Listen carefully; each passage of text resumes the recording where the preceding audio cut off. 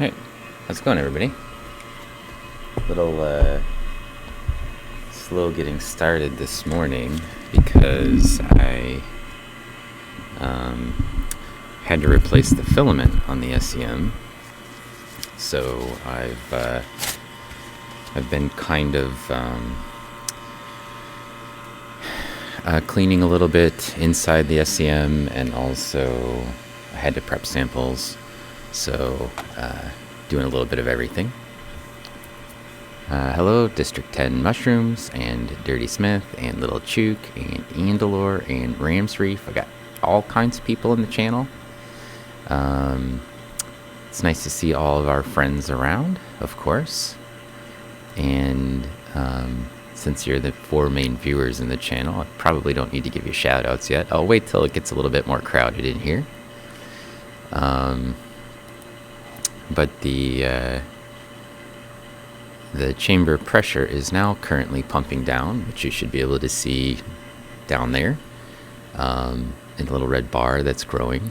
And I had to sort of scramble a bit, but I think everything will be good now.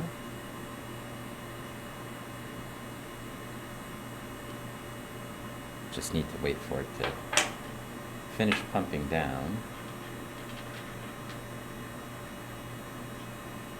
and then we can start.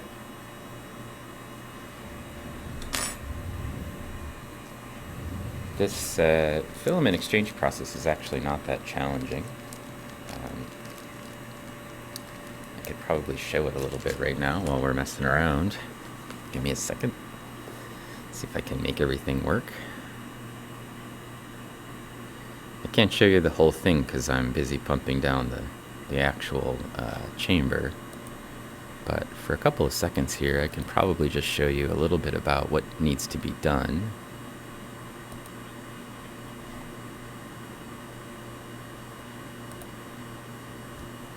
Yeah, that's working. Okay. Un momento.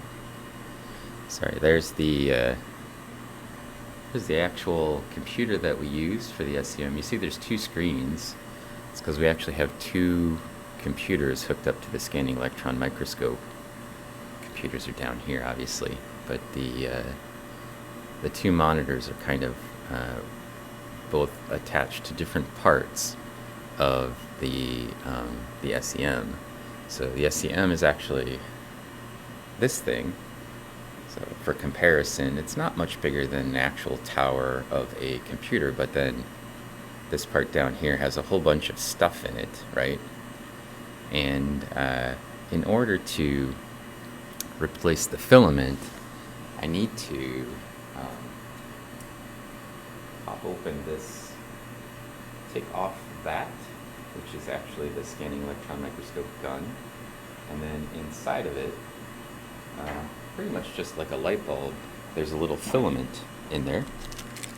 And then this is my kit that I use to try to organize things. And this is a sort of interesting little device that you use to align the filament. So inside the vine hold cap, there's a little pin, and then the 2 filament holes go down into there to hold everything in place. And then there's a small opening at the top of the vine hold cap, which is where the electron beam comes out.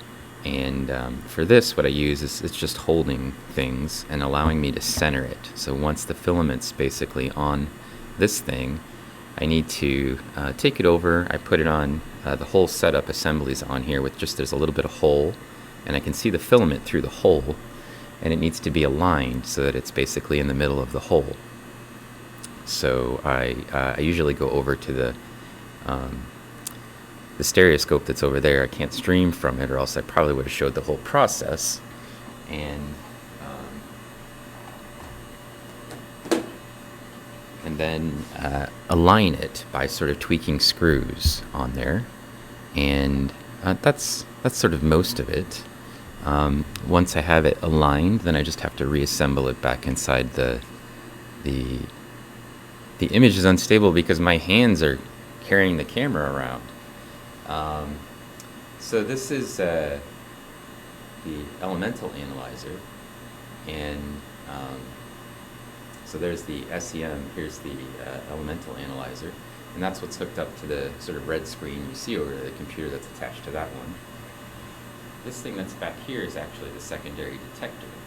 So it's collecting the information that's creating the scanning electron microscope image, and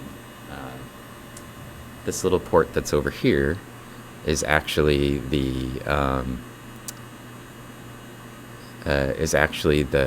infrared camera that's looking in. So these are actually empty ports that could be used to put something else into the chamber.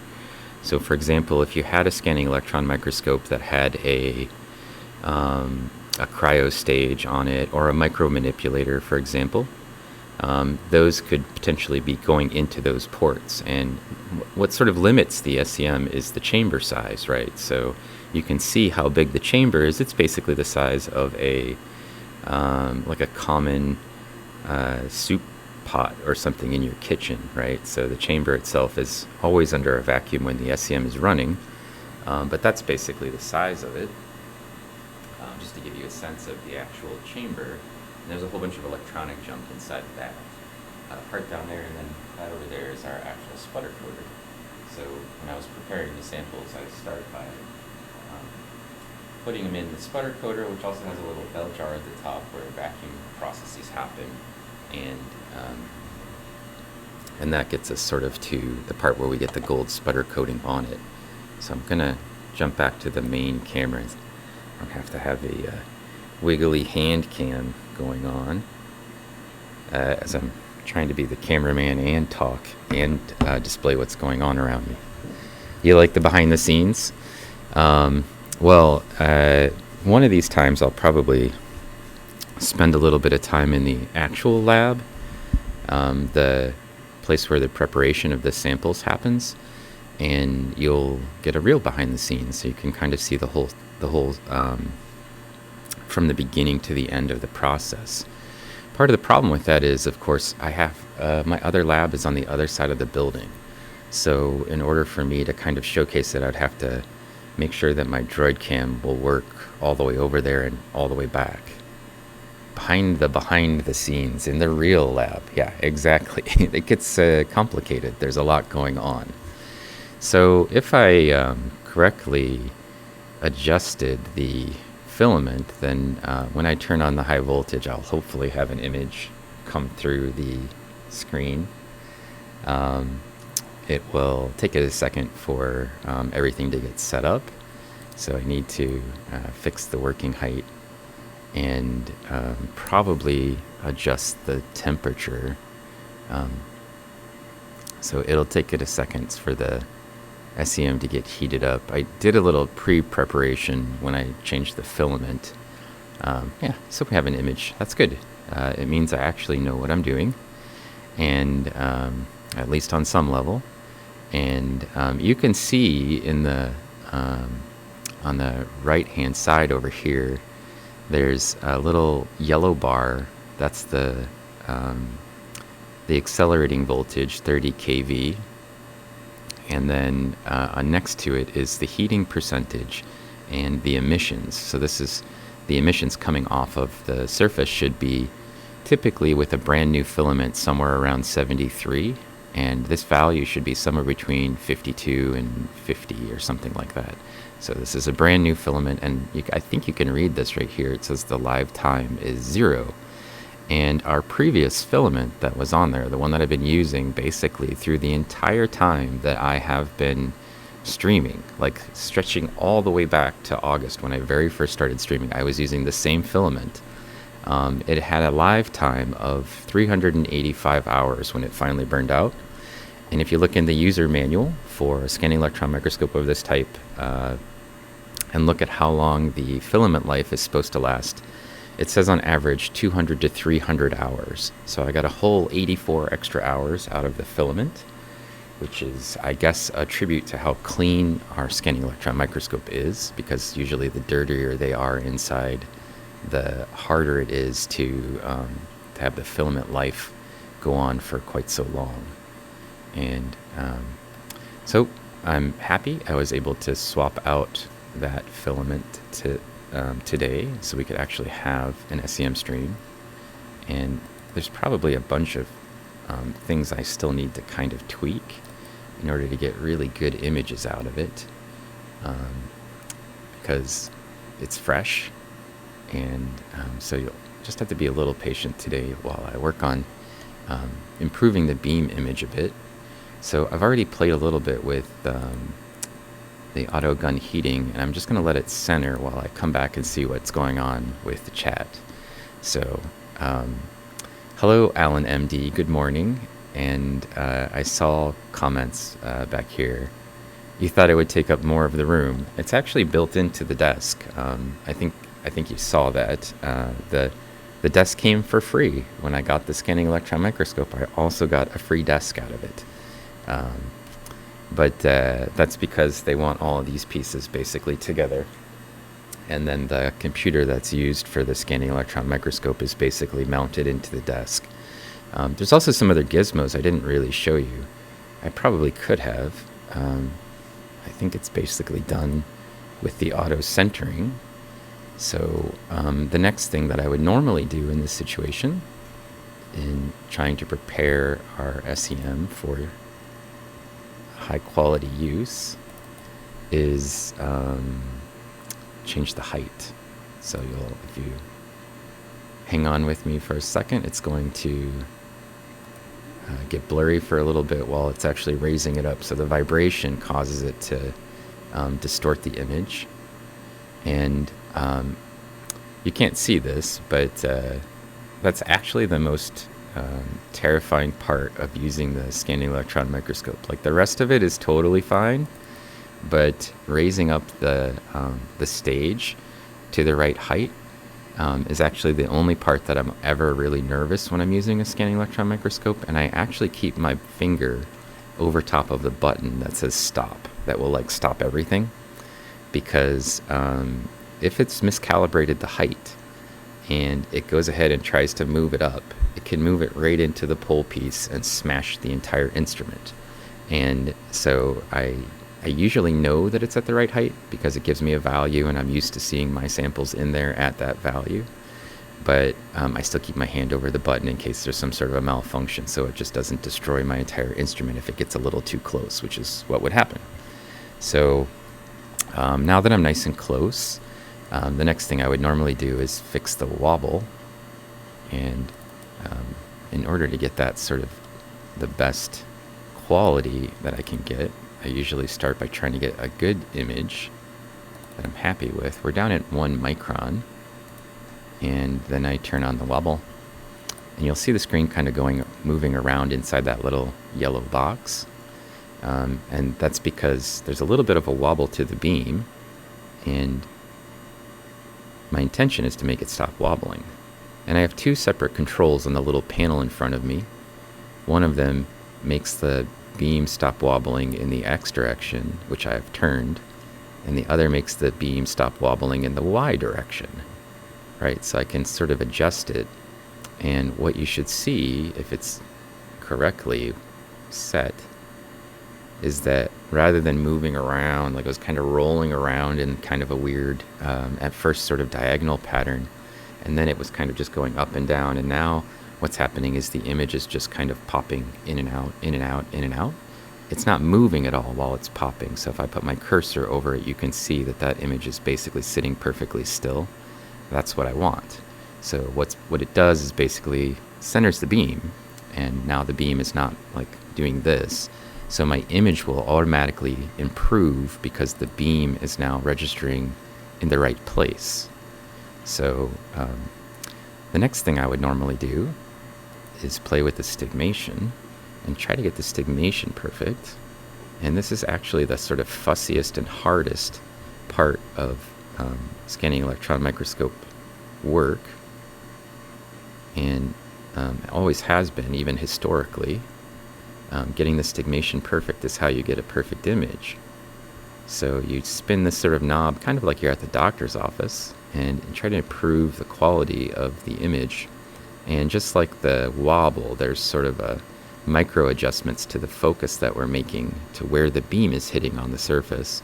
And we can focus a little bit in the X and the Y direction until we get a nice clean image.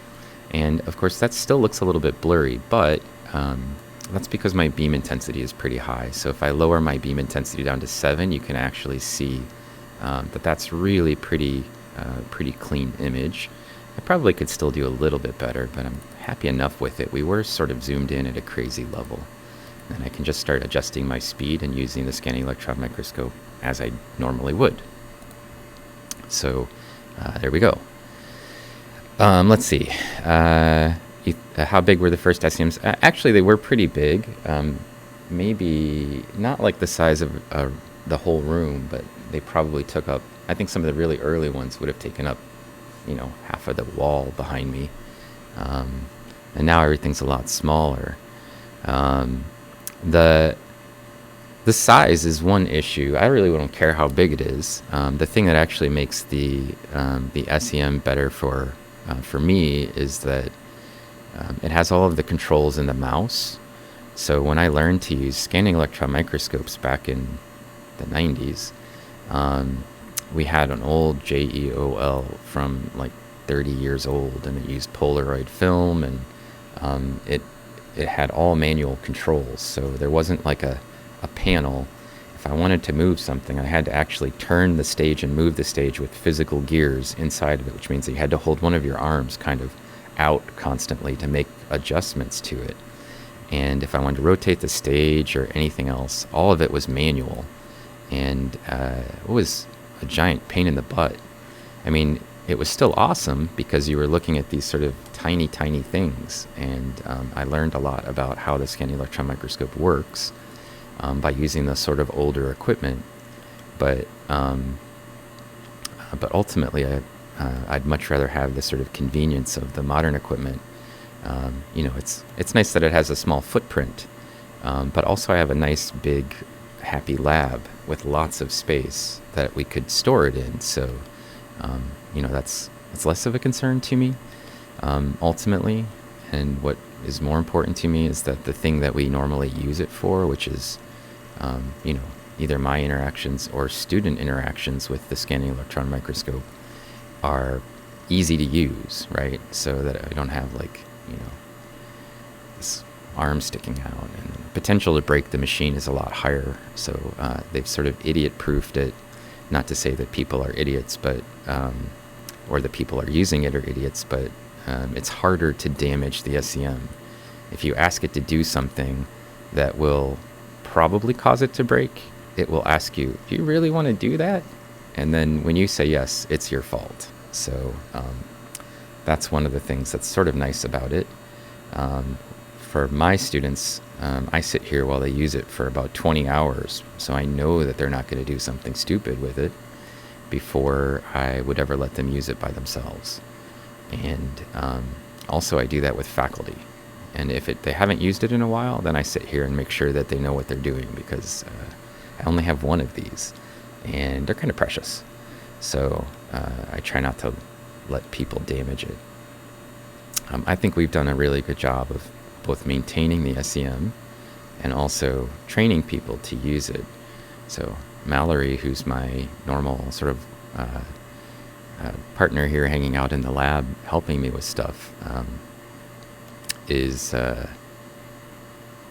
totally capable of turning it on, loading samples, running samples, taking images, turning it back off. So I could trust her to basically do all parts of SEM operation.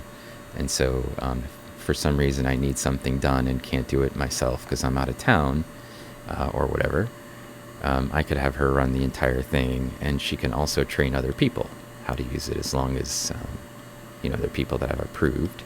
So that's kind of nice, right? That we can have some people that could use the SEM, be responsible, and it's not just me doing everything. But when the filament breaks, they got to replace the filament, nobody does that but me. Nobody opens up the machine on the top part but me around here, or the maintenance people that actually we have to pay a giant contract to do that for. So this is I'm scrolling around looking at this sample, hoping I can find some good stuff in it, because there's not much left of the sample from Idaho that we had from my friend Anna, and I want to find a couple more of those really big Gomphonemas and Gomphonies, and hopefully find one that's cracked open. And I've put Rihanna on a project where she should be eventually transferring some of the ones we saw that were closed articulated valves onto an SEM stub, and then one of us is going to try to break them open if we can't find any more that are actually open, because the last thing that we need for them is an internal view. We need to see what they look like on the inside, and we keep seeing valves that look like these ones, where basically we find it, but both the valves or whatever, the whole valve, this is one frustule and this is the next frustule, they're together and they're closed, and they're usually on their sides.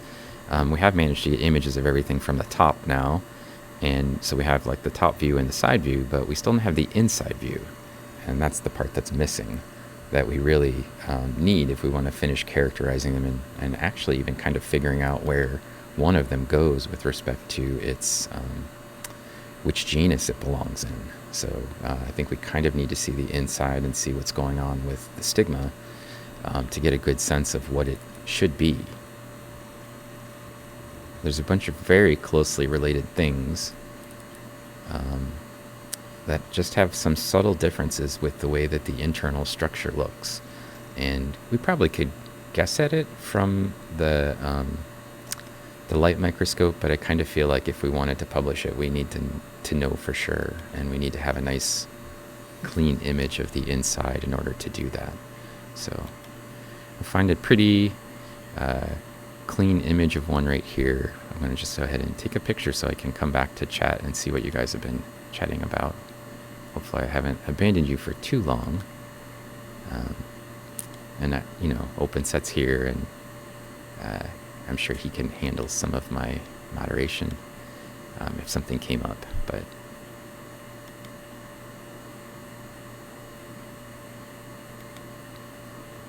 sorry, I'm just trying to center it, and sometimes it just doesn't want to go where I want, so I have to drag it. Here we go. Another thing that would take forever with a normal SEM, an old SEM I should say, that we don't have to worry about on this one.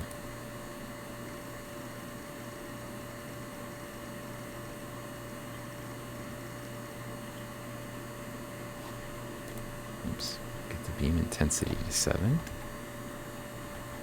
And that looks pretty good to me. So I'm just going to zoom back out. Beam intensity 7 is sort of where I go when I want the image to look good enough for publication, that I have nice detail in here. If you get too detailed, you start seeing like the pits and pores in the silica, and I don't know, people don't necessarily need to see how badly dissolved it is, so it's not super necessary, but it's kind of nice to be able to get enough detail in here that the image looks nice and clean like these do. So I'm going to snap a picture of that at speed 7. It will give me about 3 minutes to see what's going on with chat and try to catch up. Self-destruct. Hello, Chef J. Tay. Good morning, Del. District 10 Mushroom, which is Cinnamon. Hello, everybody. Everybody's doing good. And you're here to listen in on my golden voice. That's good. I've brought it today, and I should, now that we have a few more viewers in the channel, we can do a little bit of our shout outs. So let's see, we've got Del Maximum. We can give him a shout out. You should go follow him, and we can give a shout out to OpenSet. There you go. You should follow OpenSet for sure. And we got District 10, right? Give them a shout out. We got a lot of D's in the shout out listings there. Right? We can give a shout out to where did that go? Dirty Smith is another streamer. I don't know. I haven't seen Dirty Smith putting out any streams from his actual smithy yet. I've seen him play pirate video games, but eventually he promises he's going to have his smith stuff together, and we'll be able to check that out. Little Chook, also in the channel, lurking around like she normally does. Probably making breakfast out there in California. And late breakfast, maybe. There's some great people you could follow that are here in the channel with us today. Oh, Rams Reef. Sorry. That. Another good follow. You can check out his tank. We've given a raid for Rams Reef recently as well. So, all good people you should check out.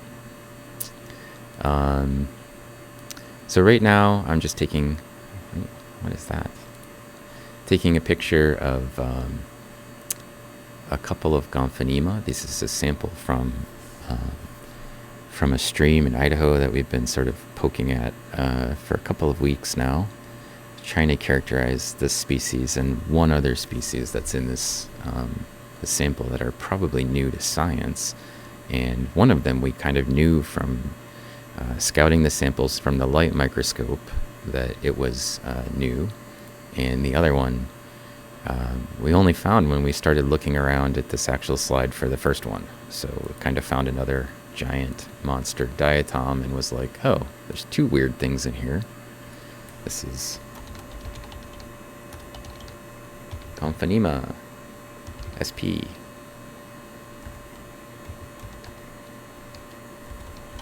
Not sure what it is, and actually not even sure what it's close to. So that's a bit of a mystery for us, but we did find one here while I was sort of just cruising around. They always have this look when they're on their side, and a little bit more like a bowling pin or something when they're not. So it's worth a bit for us to sort of cruise around and see if we can find any more on the slide. I think that's junk. Maybe we'll get lucky and there's a broken one that's actually popped open. One of the problems I had when I was using the micro manipulator to play around with them and try to crack these things open is that it cracks along the raphe more easily than it cracks open. So I've seen a bunch of fragments when I've been looking around through these samples, and in every case it's like the diatom cracks along the raphe, and I kind of need the raphe to stay together when I get the internal view. So I'm not really sure how to solve that problem, but I'm going to try my best to maybe break them using a little really careful technique, and where I just sort of crash one of them without touching the other one when they're laying on their side, without trying to roll them or anything else, and then maybe it will pop open. So, but even with the tiny tip of a needle, I found that it's basically too big.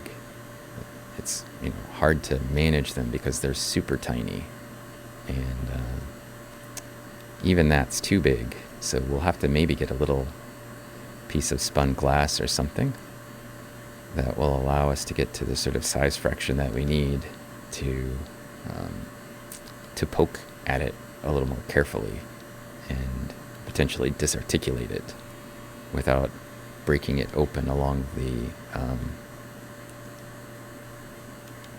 actual raphe. We'll see.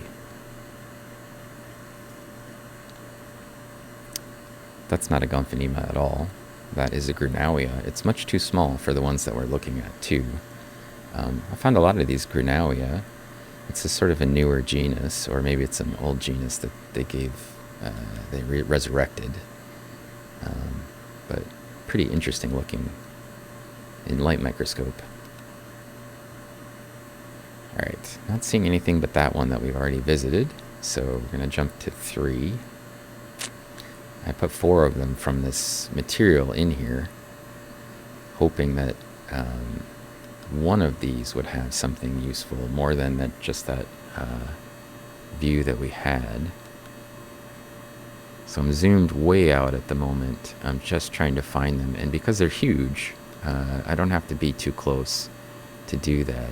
The only problem is, like, it's hard for me to get a good sense of the scale of the things that I'm actually looking at. So I need to zoom in occasionally and see what I'm looking at. I think that's another Grunauia. Too small, right? Still too small. And then we're going to move over a field of view.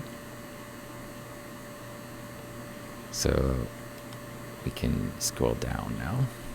Just kind of going back and forth across the stub, trying to see if I can find an internal view. That's just junk, not a diatom. Probably some plant material.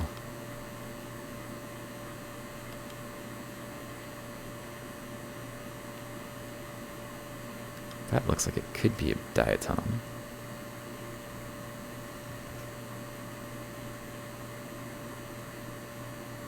Not sure what that is. It's not what I'm looking for, that's for sure.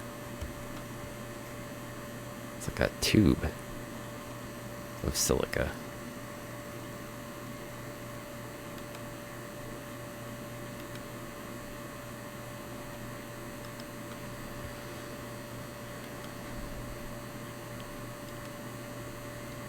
Nothing. Gonna move back to the center for this one. Then we'll go the other direction and see if we can find anything.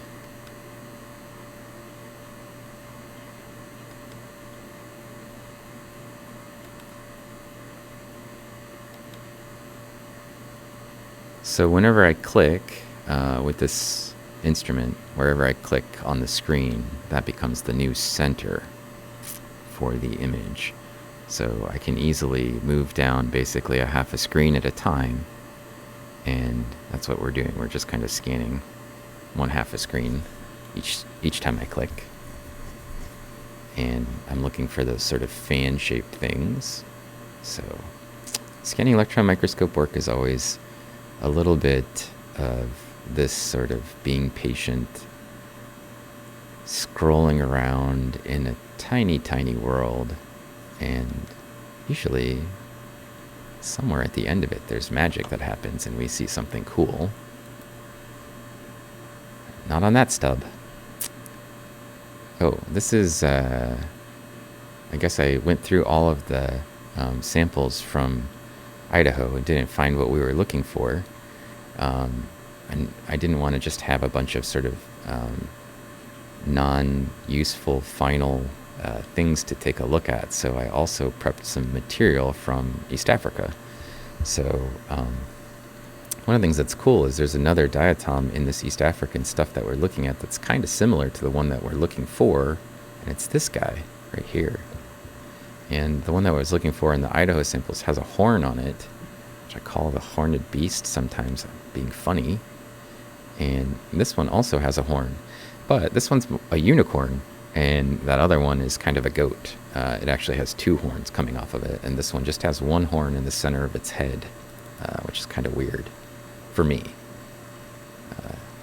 Most Gomphonema do not have horns, and so these are the only two that I know of that belong to these groups. This group and the one with the two horns. But you can see that little horn sticking off the top of its head right there. There's a bunch of Gomphonema and other things that are really small that are in these samples. And for this material, I'm primarily looking for, since we're outside of the realm of Idaho now, I'm just looking for some Afrocymbella, which is another diatom group that we focus on in my lab. And I need to work on characterizing some species that belong to it because we're probably going to describe them as new. So these are kind of like two separate projects that my lab has been working on. In one case just for a couple of weeks, and in the other, this has sort of been an ongoing project that Mallory and I and my friend Itzi and some of our colleagues have been working on for a couple of years now, really. It goes slowly for a while, and then we get a lot done. sometimes, but the slow part's usually my fault because it's hard for me to do research all the time. So this really interesting little guy that we're looking at with the horn on its head is not an Afrosimbella, or at least we don't think it is. It's actually, should be a Gomphonema. And I just wanted to take a look at the pores and see how they were shaped. They look really simple openings. These little dots that we're seeing right here are stigma. It's got a diatom, that's a Stephanodiscus stuck on the side of it. That's not its life position for either of those. But then this is the top view of the one we were looking at before that I said was a unicorn. And here's its little horn. So a kind of funny looking diatom. Let's see what we can find in the sample. We sort of scroll around a bit. So these samples were collected by my friend Itzi and some of her colleagues from the field in Africa, and then she sent them to me post-processing. So we have access to them so we could image them. And this here is a Afrosimbella. This is their normal shape, sort of like a banana, but one side's a little skinnier and one side's a little fatter, and it's not super obvious unless you've been looking at them for a while. But also they have a couple of other key characteristics. One is a slit-shaped stigma, and we can't see the raphe inside here, but the raphe ends have sort of like an antler shape. And so that's one of the ones that we're actually looking for, but the center of it's all covered with schmutz, so we won't spend too much time hanging out looking at that particular specimen. We might find some more of them around on the screen, but you can see there's a whole bunch of, most of these shapes that you're seeing are actually diatoms. And here's some more of this horned Gomphonema right here. Get a really good look at the horn. There it is, sticking off the front end of it. What a weird looking diatom, right? It's big, got a giant horn on the end. That one's just like the other one that we saw from Idaho. It has the two pieces, frustules are articulated together. So sort of in their living arrangement as a colony.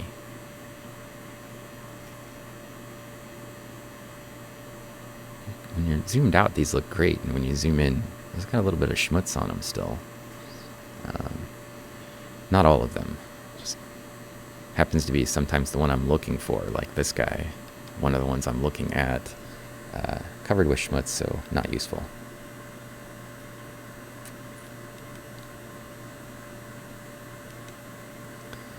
Normally, also, I have somebody here to help with reading chat to me. So just to be a little patient today. It'll be a chill stream. It's just me, as far as I know. I didn't actually make arrangements with anybody to come in and hang out with me this weekend, because I wasn't even sure if we would stream, because I wasn't sure if I could get the filament changed in time. But all that seems to have worked out perfectly. So here we are.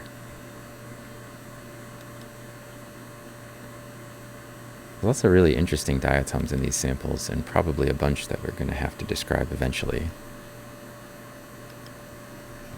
My friend Itzi's been looking at a lot of the material from Tanganyika in core, and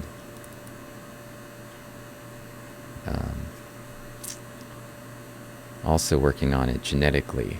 So part of her interest is trying to figure out how similar they are to each other, and we've been working together on trying to sort of figure out their evolution from sediment core records as well. So it's been a kind of a long task that we've been at a little bit at a time.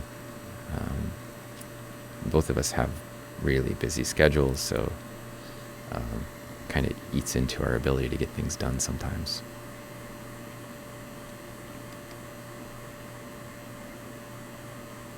These little guys are Gomphonemias too.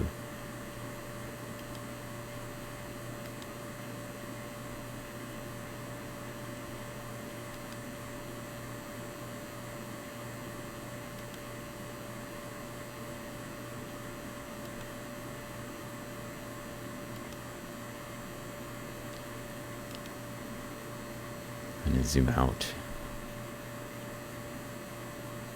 See if we can find anything good. There's lots of stuff in here that is actually pretty good. It's just that I'm being picky and looking for certain things. Which is just usual for me. I'm kind of a picky person when it comes to diatoms. You know, discriminating diatomist. Let's take a look at this one. This is another Afrosimbella. You can see this, it's all got a little bit of schmutz on it. It's this sort of like dusty coating on it. It makes it less than ideal, but some parts of it are clean or cleaner, and we can actually try to tighten down our image a bit on those. Another consequence of changing the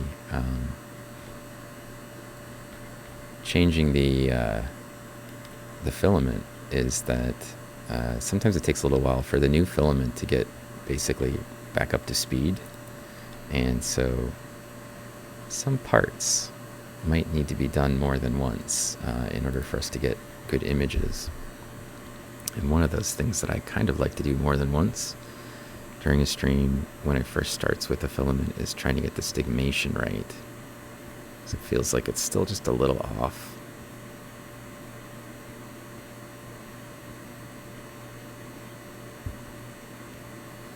It's doing a bit better.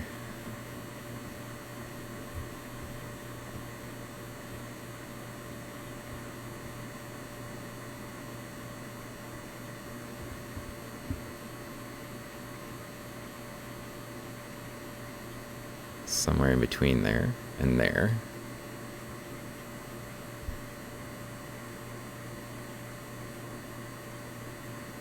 Sort of like once it gets fired up and set the way we like, then I can kind of leave it alone for a bit, but right now it's still a little bit fussy. Less than perfect, but better than nothing.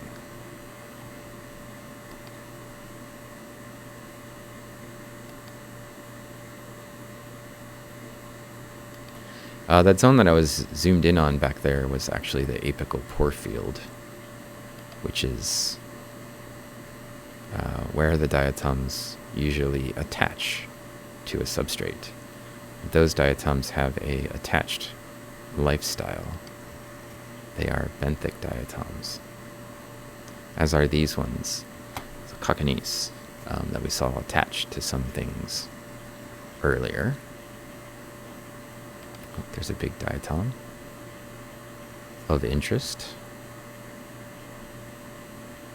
It's a Afrosimbella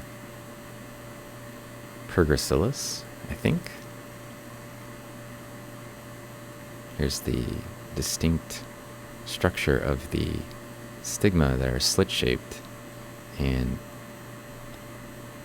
if we get in nice and tight, you'll actually sort of see the raphy ends here. Typically, when it's completely clear, they have kind of a antler-like shape. So let's see if we can get a nice clean image to work with.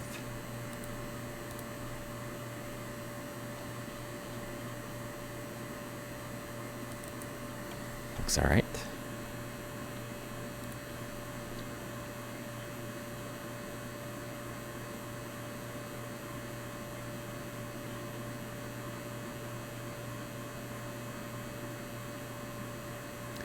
Although this is an Afrosimbella that we already know the species for, sometimes it's really good to have some images of what they look like so that we can compare them with ours. So if we have something that's similar to it or that we think is new, we can sort of define the characteristics of this thing against the ones that we found and use that to provide some context or ability for us to know for sure that we're looking at something that's probably a new species. So here we go. I'll come back and see what's going on in chat. You're back out of lurk. You got art energy. Got to tap into that art energy, Del. And then, you think goats are better than unicorns? Well, probably pretty close. Hey Lex. Hello, Tropical Geek. And Maddie. Hello. And Billy Galaxy Art. Got a lot of our friends here in the channel. I'm going to should give a shout out to Billy Galaxy Art. We can do it. We don't even need moderators. We'll do it ourselves. GZ, Baku, hello. And Pacific Plankton, hello. How are you doing? I'm on my own, yeah. I got a little bit of stigmation time in. You had a busy morning, you can't stay. That's all right. We'll manage. I'll give a little shout out to Pacific Plankton. She could shout out to herself, but I have a new command for pack. You just like pack it. There you go. Also have one for Dell, but you should definitely check out Pacific Plankton. She's looks at live plankton on her light microscope, and they have like hours of operation. You can check out her streams. Streams twice a week.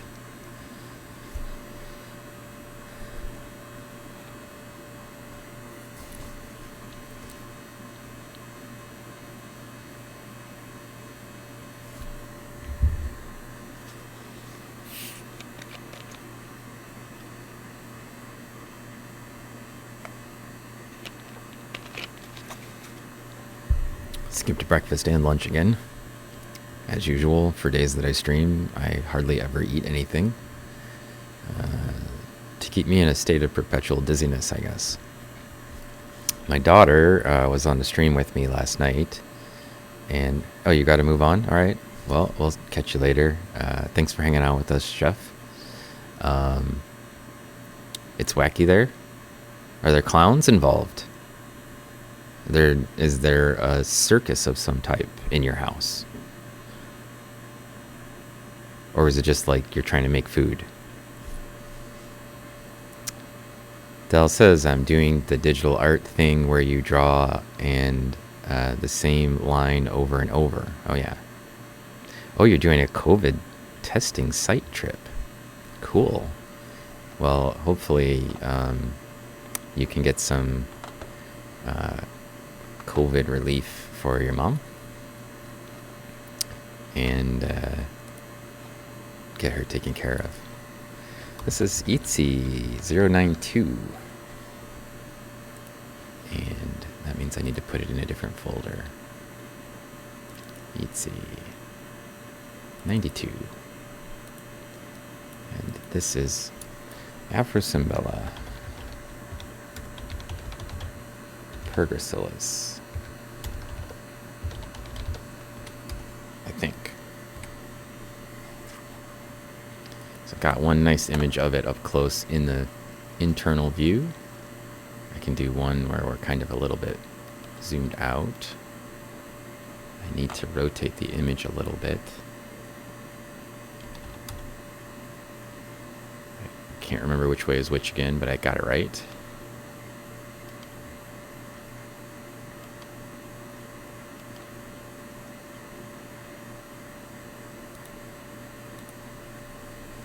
So we can see the whole organism. Boom. Done. Easy.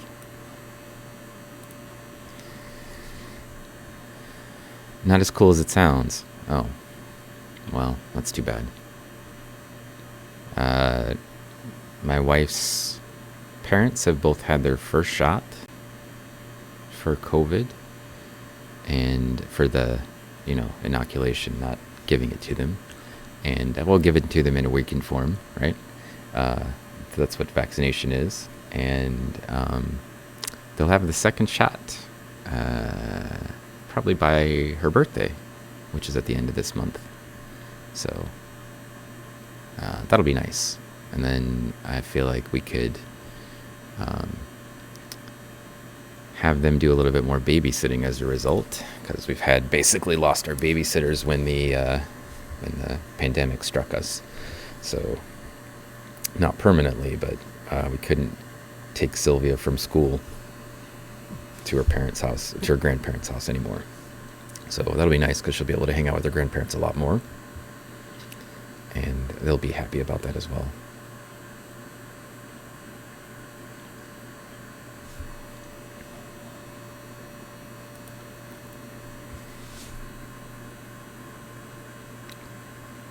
This diatom that's at the top of the screen is Gomphonetsia.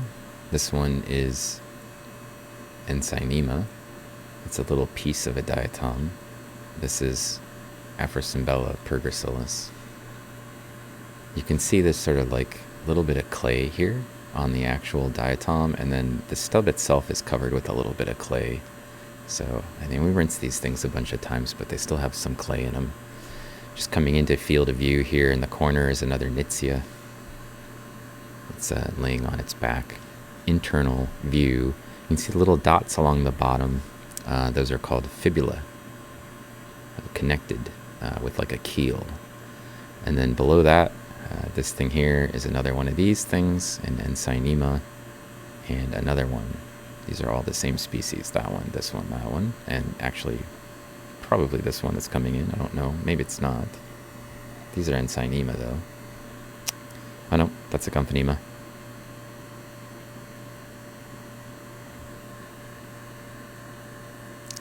Classic Gomphonema shape, like a submarine.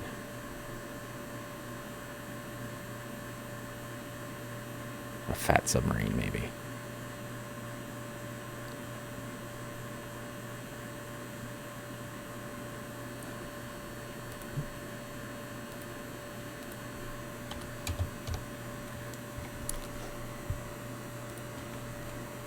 Somewhere in the sample, hiding, probably, unfortunately, and in the next sample, should be some other ones that look kind of like this, but much smaller, which are Afrosimbella muelleri.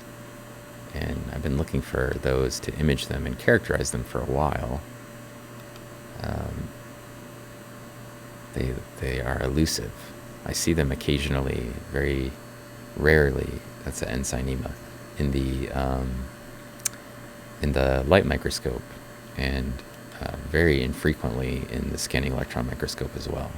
So usually you see a little bit less surface area in the scanning electron microscope than you can in the light microscope, because the stubs are smaller and smaller surface area than a piece of glass that's usually 22 millimeters across.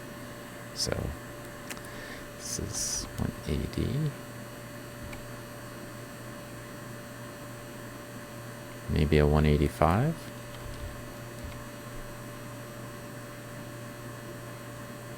Not bad. Pretty close to perfect diagonal. I guess I could use a little bit more.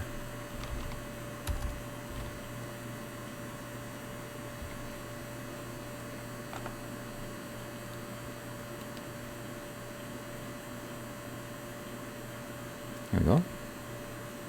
Not bad at all. I'm just going to zoom in, try to get a nice clean shot of this little weirdo.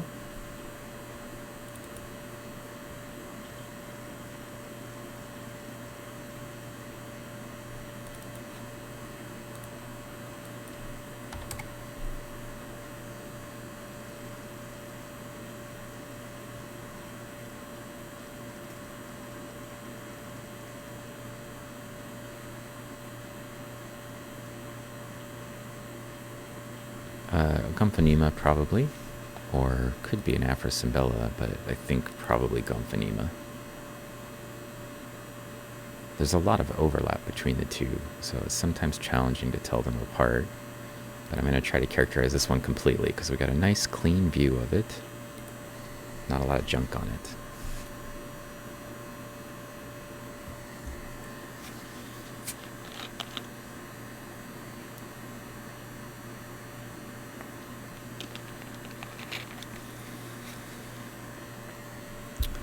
Oh, are you talking about like animating using that technique, Del?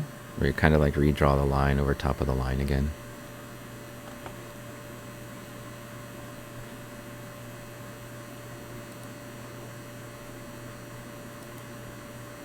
I forgot to turn on the captioning today. Let's see if I can get that going. Ding.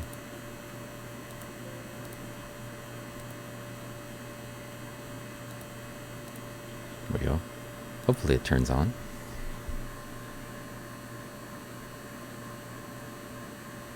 Didn't mean to make it inaccessible for people who don't hear well.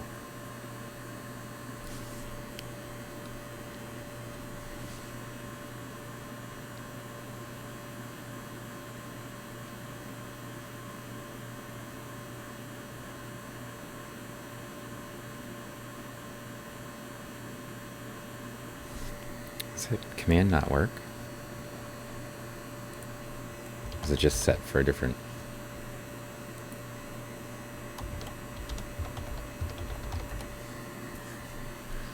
It may be set so you only can use it if you're VIP. Sorry about that, Kenka. We're not actually using a light microscope here. We're actually using the scanning electron microscope, so the appropriate command would be this one. There's something you can read about what we're using. I can also talk about it a little bit. Scanning electron microscopes use electricity rather than light, so we're using electrons to see, which is why the image has no color, is because there is no light inside the chamber. There's a bit of infrared light, which is what the camera uses to see in there. Let's see. How do I make the camera work for you? Huh? Oh, I think it's this one. So you can see the inside the chamber through an infrared camera that's looking inside. It's got a little bit of infrared light, but it doesn't actually have any light in there. So we're using electrons to see. Electrons are being reflected off the surface, kind of in a way similar that light is reflected off of a surface. And then they're captured by a photosensor that detects how many electrons are hitting the sensor, and then that's how bright the image is at that pixel, and it sort of moves pixel by pixel through. Hello, Mama Bon Bon. How are you doing this morning?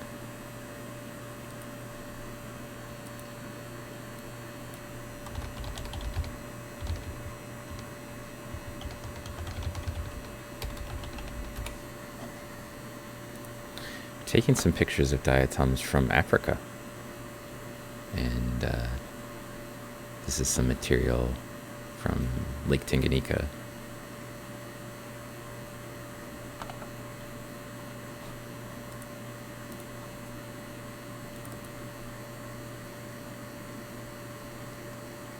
And I have a nice, fresh, new filament attached to my scanning electron microscope right now.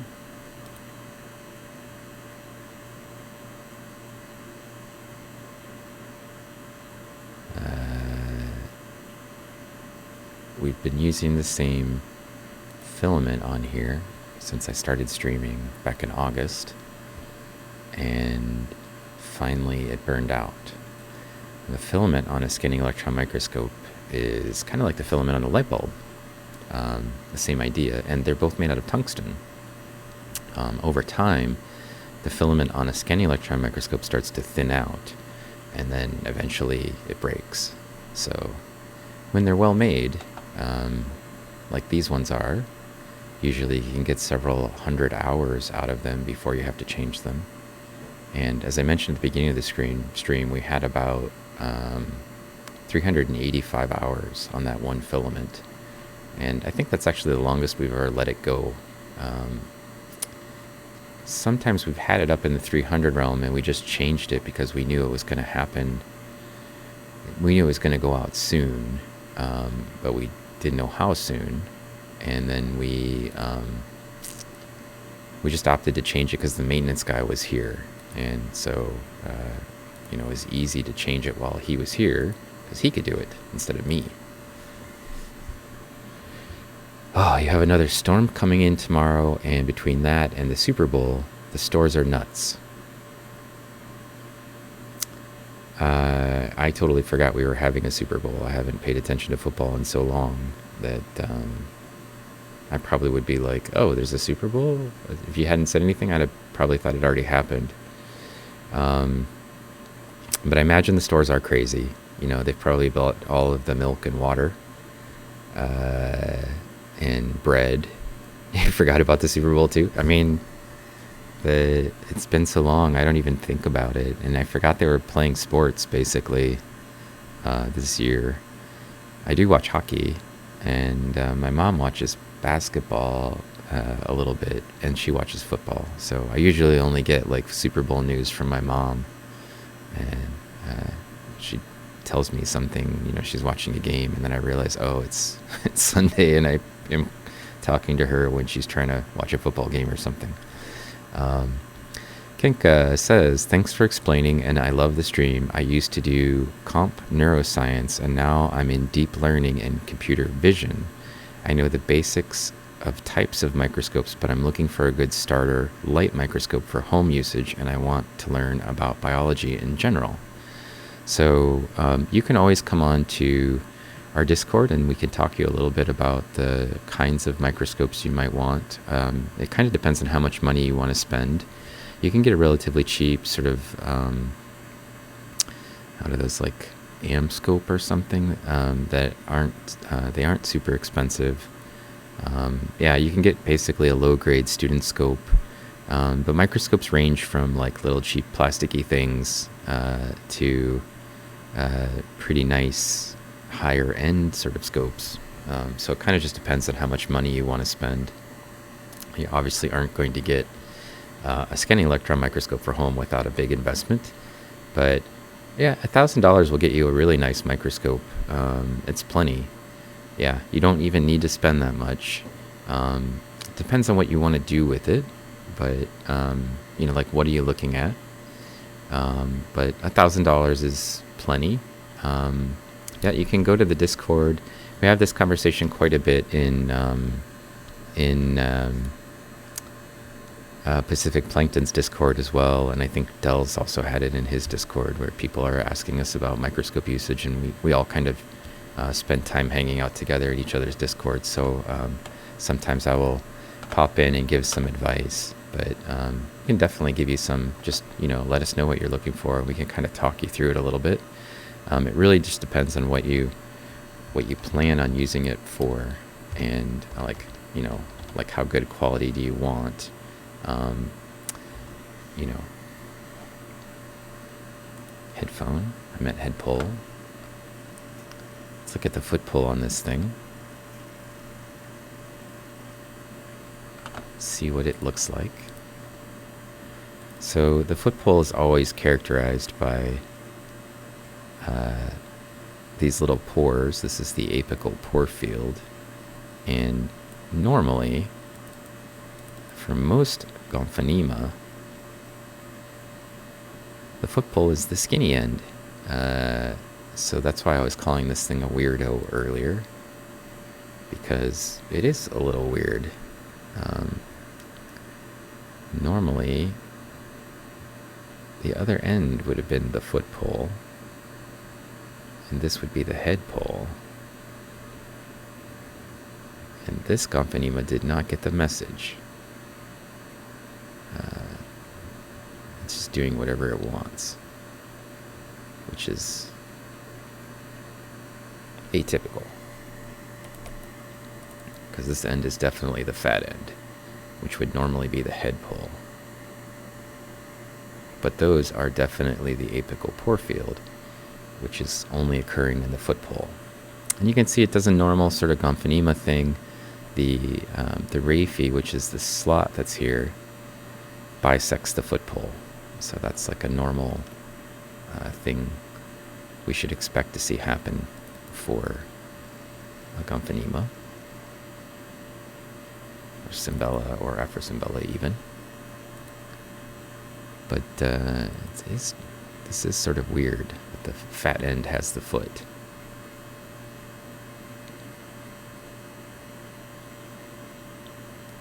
looking good.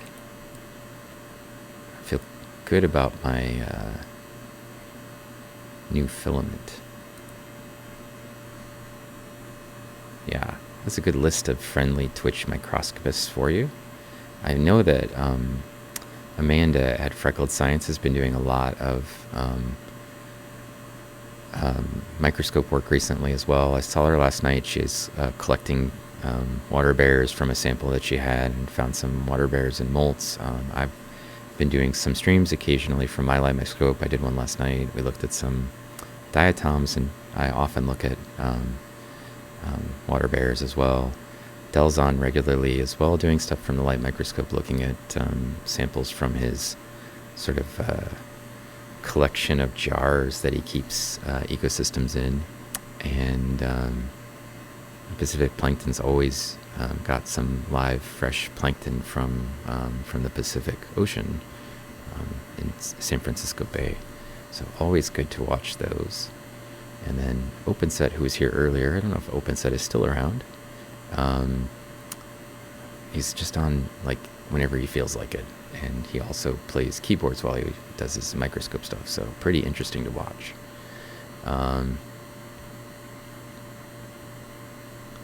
Oh, you're using some cool sort of motorized stage tool to keep organisms centered in the frame. That's pretty cool. It's a neat trick. District 10.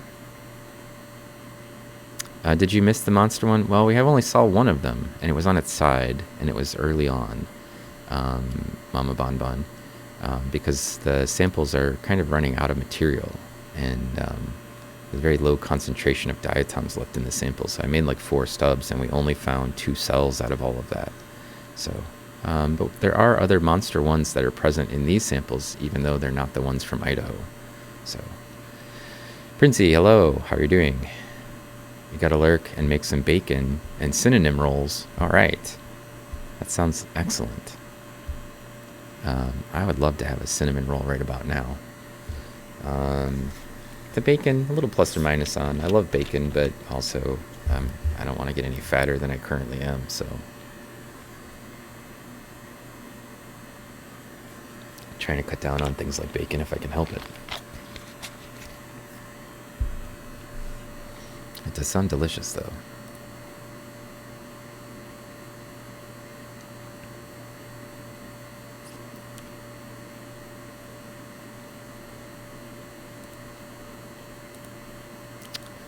The foot pole.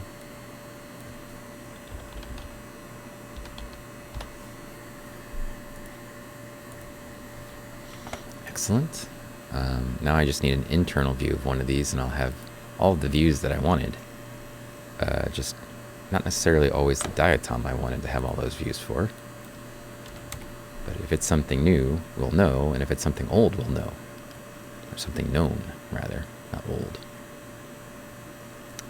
It's the Gomphonema. It's the simple pores. Gomphonema.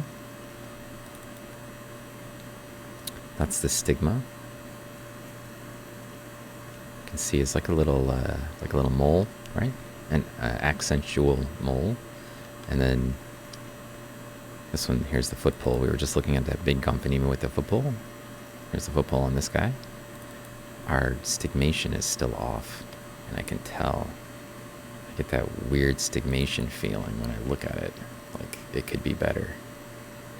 So I'm going to play with it a little bit. Maybe I'll start by double checking that the wobble hasn't gone out.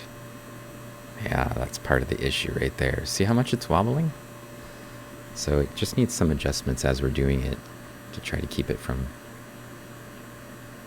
So now it's mostly moving in the X direction. Now it's mostly just moving in and out. See? I can put my cursor there in the middle. The dots are basically just kind of pulsing. Maybe a slight up and down movement to them. But not that much.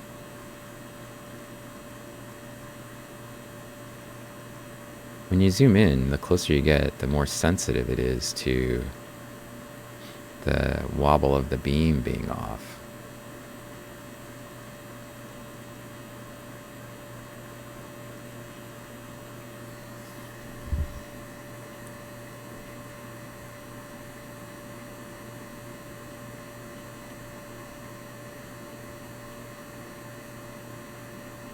Still looks like maybe it's going up and down a bit.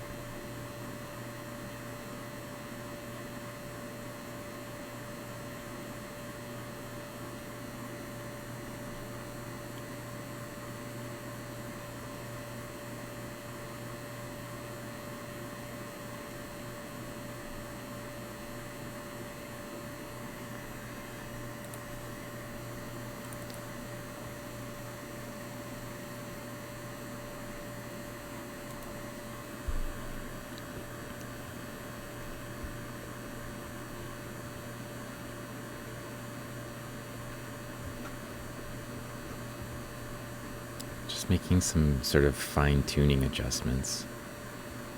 And as I mentioned, when you change the filament the first time, there's sort of a lot of these that happen, where you kind of need to just tweak the fine focus. And if you ever had the opportunity to use a scanning electron microscope, and you're trying to take pictures of something where you're super close like this, you get really, you get really zoomed in on something.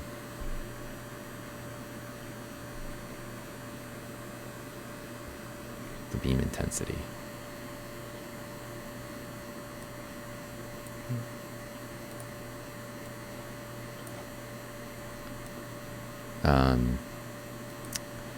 One of the things that that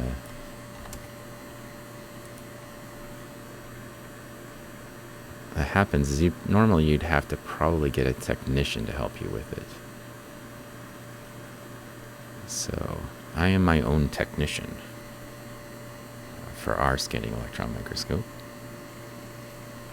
The person who does the fixing when there's a problem. So it's looking better.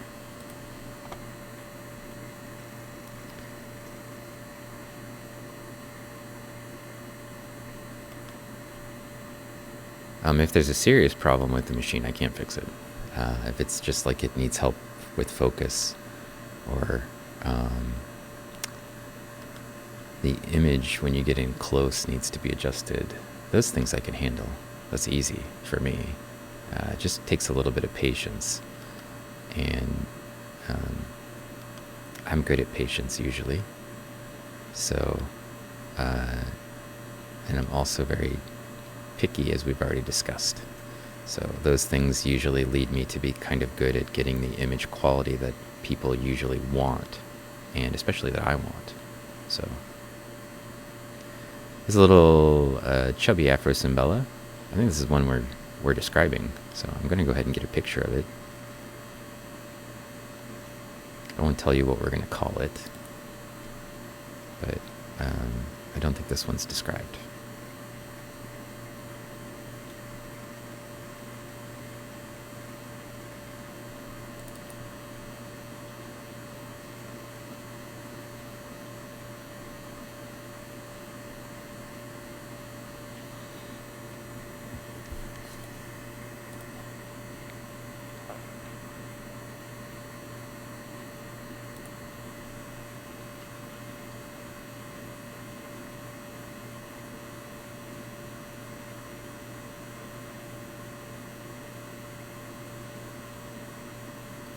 And for Mama Bonbon, I saw on the right side of my screen one of the monsters from Africa that are very similar to the Gompho monster that we see in Idaho. It's big, and it has a horn. It's very similar to the one that I call the Hornet Beast, but it's actually a different species. It only has one horn, so it's a unicorn, as opposed to the goat thing that we see in Idaho with the two horns. So if you were excited to see it, you won't see the one from Idaho, but you will see the one from Africa that's similar to it. So it's like a close second.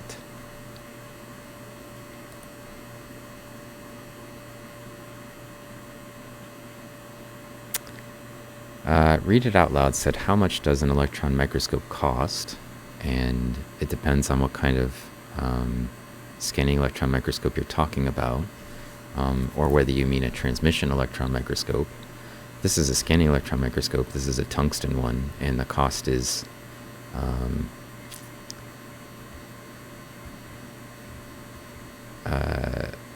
this one costs us about $160,000, so basically as much as my house. And the higher end version of that is a field emission scanning electron microscope, and those usually cost about $500,000.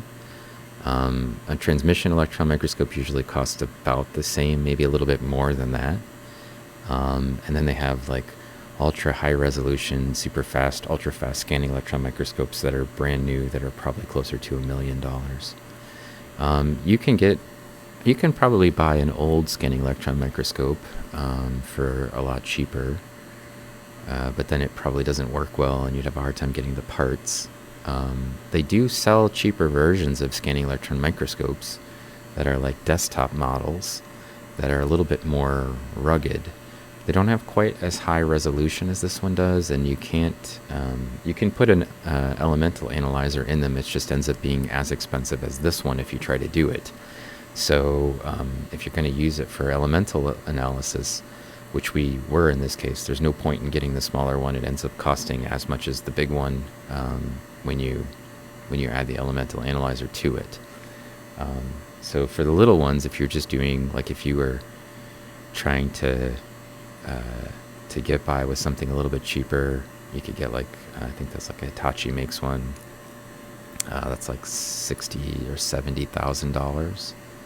I don't know that you'd be able to get it a whole lot cheaper than that if you're buying them new, and I don't know that if you bought one that wasn't new, if it would be any good. So you're not going to get one for like $1,000 anywhere, if that's what you're thinking. There's an inherent cost in them for maintaining them and sort of replacing parts if they're broken. So if that's a goal, you could look. I can't tell you, I've never tried to buy a scanning electron microscope on eBay, but universities, when they upgrade from one to another, I don't know what they do with their old ones, if they donate them to something or if they try to give them to another university, or maybe they try to sell them. I have no idea, like how people do that sort of thing. So it's always possible. It's worth looking into. I just don't know that you'll find what you want for cheap.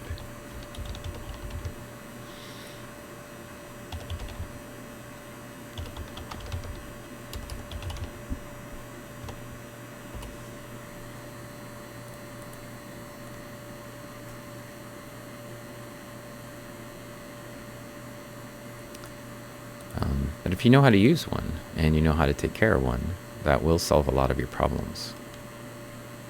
For Mama Bonbon, if you're out there and paying attention, this one is basically, at least from what we can see of it, almost identical to the beast that we find in Idaho, the Hornet Beast. And this one, as I mentioned, is a unicorn, or at least I think it is. I think it just has one horn on each valve. You see the horns. As opposed to the one that we see from Idaho that has, like a goat, has two horns on it. So, but you can see how much bigger it is than the other organisms. That's a Gomphonema. This is also a Gomphonema. So there are different species, can be massively different sizes.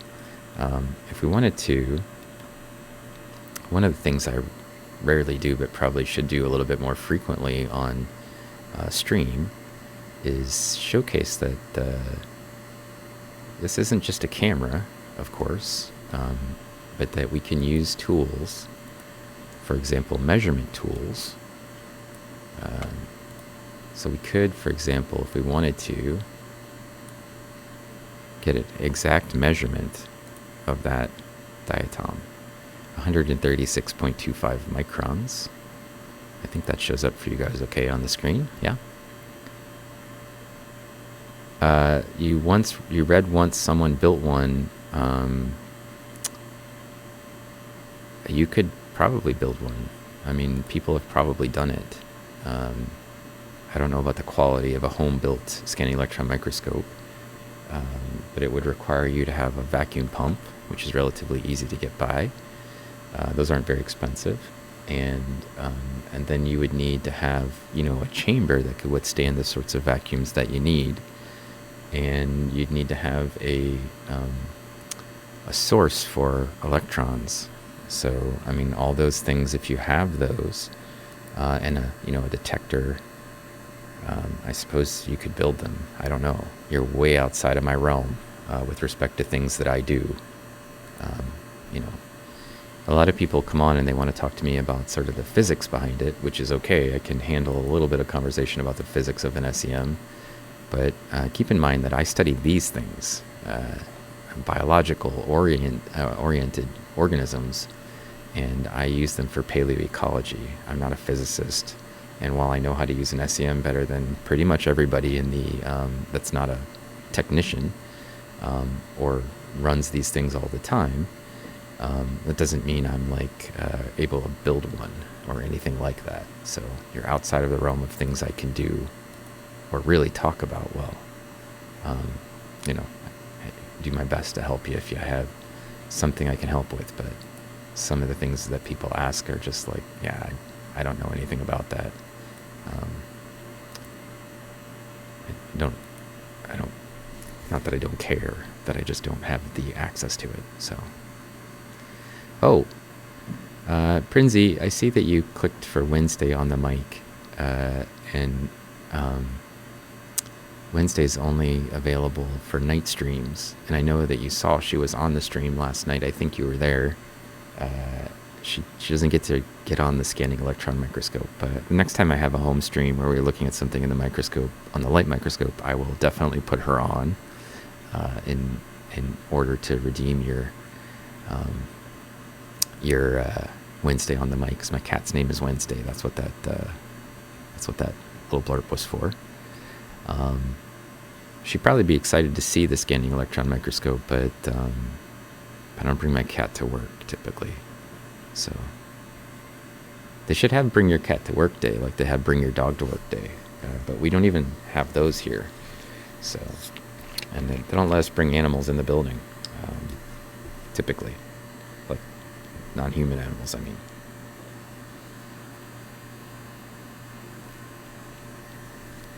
I suppose I could try to sell her as an emotional support cat, but I think everybody knows that I'm pretty emotionally stable and a cat's not going to help. I think they'd be on to me.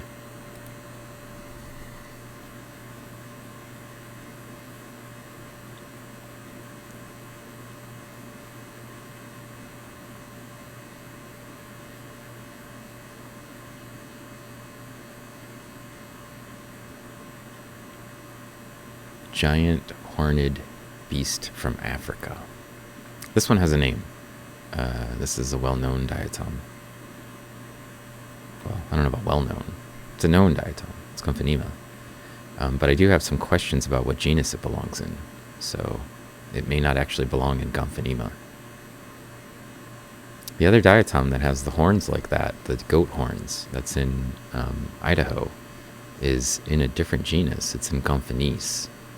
And while this one is probably a Gomphonema, not a Gomphonese, I should look more closely at that. I was actually questioning whether it kind of belonged with the Afrosimbellas a little bit. So some weird, sort of extreme versions of some of these things that we can run across. They're sort of like, we have an idea of what is a genus, and then there's some things that are basically just kind of like at the margins of two different genera, and it's hard to figure out what to do with them because they kind of have characteristics of each. So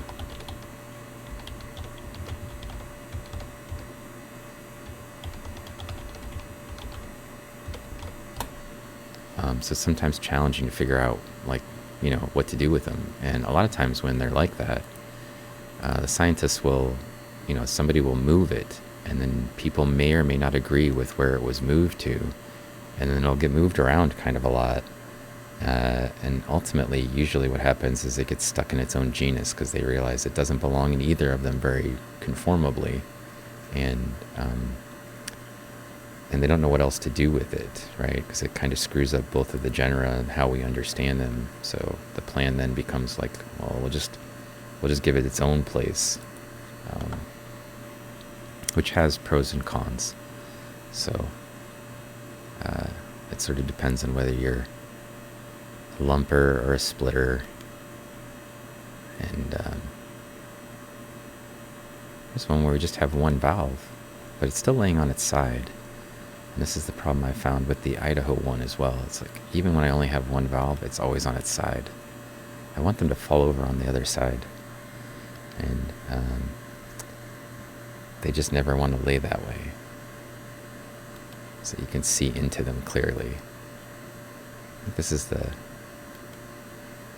Afrosymbella that we saw at the beginning of the stream that I've already imaged. I'm sort of going around the outside edge. It seemed like a thing to do.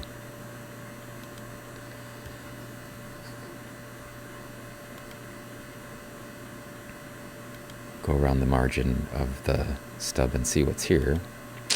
And then I think we'll jump over to, I have one more sample from Africa with 2 stubs that I made, and maybe it's a little less dirty.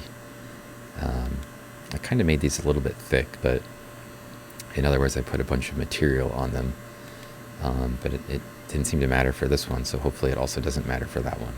And hopefully it's not going to be super crowded slides. But I thought maybe there'd be a better chance of me picking out some of the things I wanted if there was a few more diatoms per square inch, basically. So, another one on its side.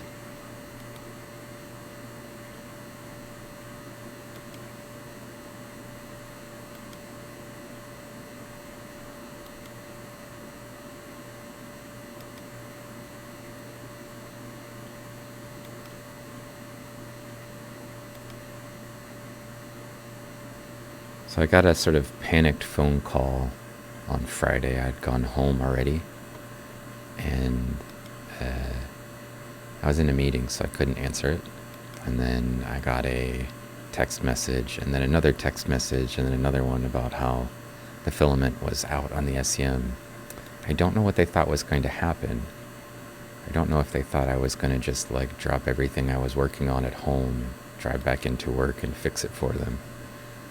But it did get fixed, right? We can see things. The SEM's working fine. The image shift isn't even that bad, so I must have done an okay job of centering it. You know, all the things that we'd want to see are working out okay. I think we saw this earlier before we had completely good focus. So there is one here that's in valve view. It's still got a little bit of junk on it, but you can see the stigma holes here across the top. And there's the horn up there. So they do occasionally land on their bottoms. Will give me a chance to get an image of this one up close. The foot pole, again, you can see there's a differentiation between the striae, which are these bigger holes that are in rows, and this sort of disordered set of smaller holes. And they're separated from the main sets of holes. I keep trying to move it up and it keeps moving down because I'm clicking where I think is the center and I'm a little bit below it instead of being above it. You can see there's sort of like a patch here, and the Raphy piece comes through, and there's a patch on this side. So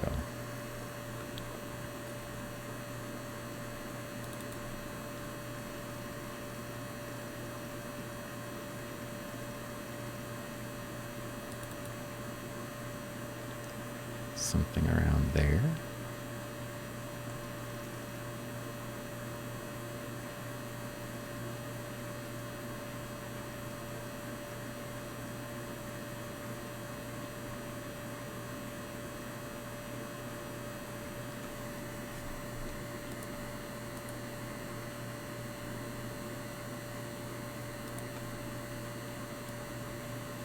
like to mark my streams as photography because actually a lot of what we're doing has similar characteristics to photography, and I'm also taking pictures. It's just that they're in a scanning electron microscope. So, you know, it's a very expensive camera. It's not all it does, but that is one of the things that it basically is used for, is collecting pictures. So, thank you for the follow, Lena Juju.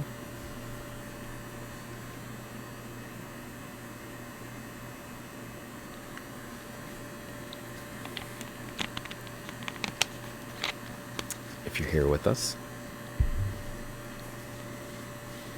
we have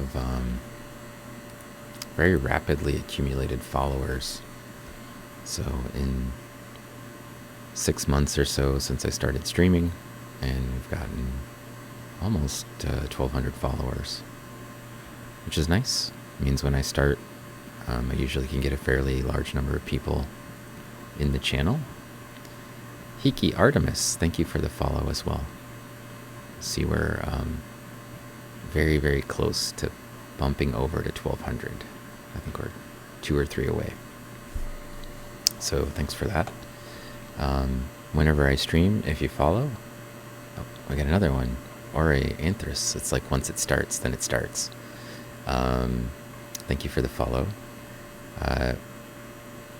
Whenever I stream, you'll get messages about, you know, that I'm streaming, and then it'll also tell you typically whether I'm streaming from the scanning electron microscope, the light microscope, or whether I'm watching my daughter play Minecraft or something.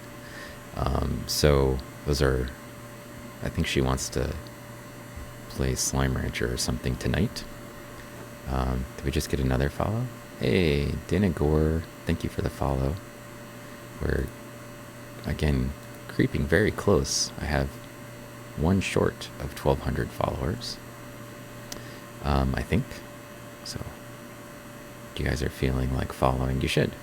It's a great way to keep track of when I stream, although I will tell you that we set up a regular schedule for the scanning electron microscope, which is basically Wednesdays and Saturdays from 1 to 3, and I'm pretty reliably here in the SEM lab during those times. And then who knows what I'll be looking at, but on the scanning electron microscope, occasionally I'll probably stream from the stereoscope from my other lab, now that we've got that established. And I also will sometimes stream from home, but those are just sort of like when I feel like it, or I want to relax on the microscope a little bit from home. And always pretty chill streams. I like to keep things that way.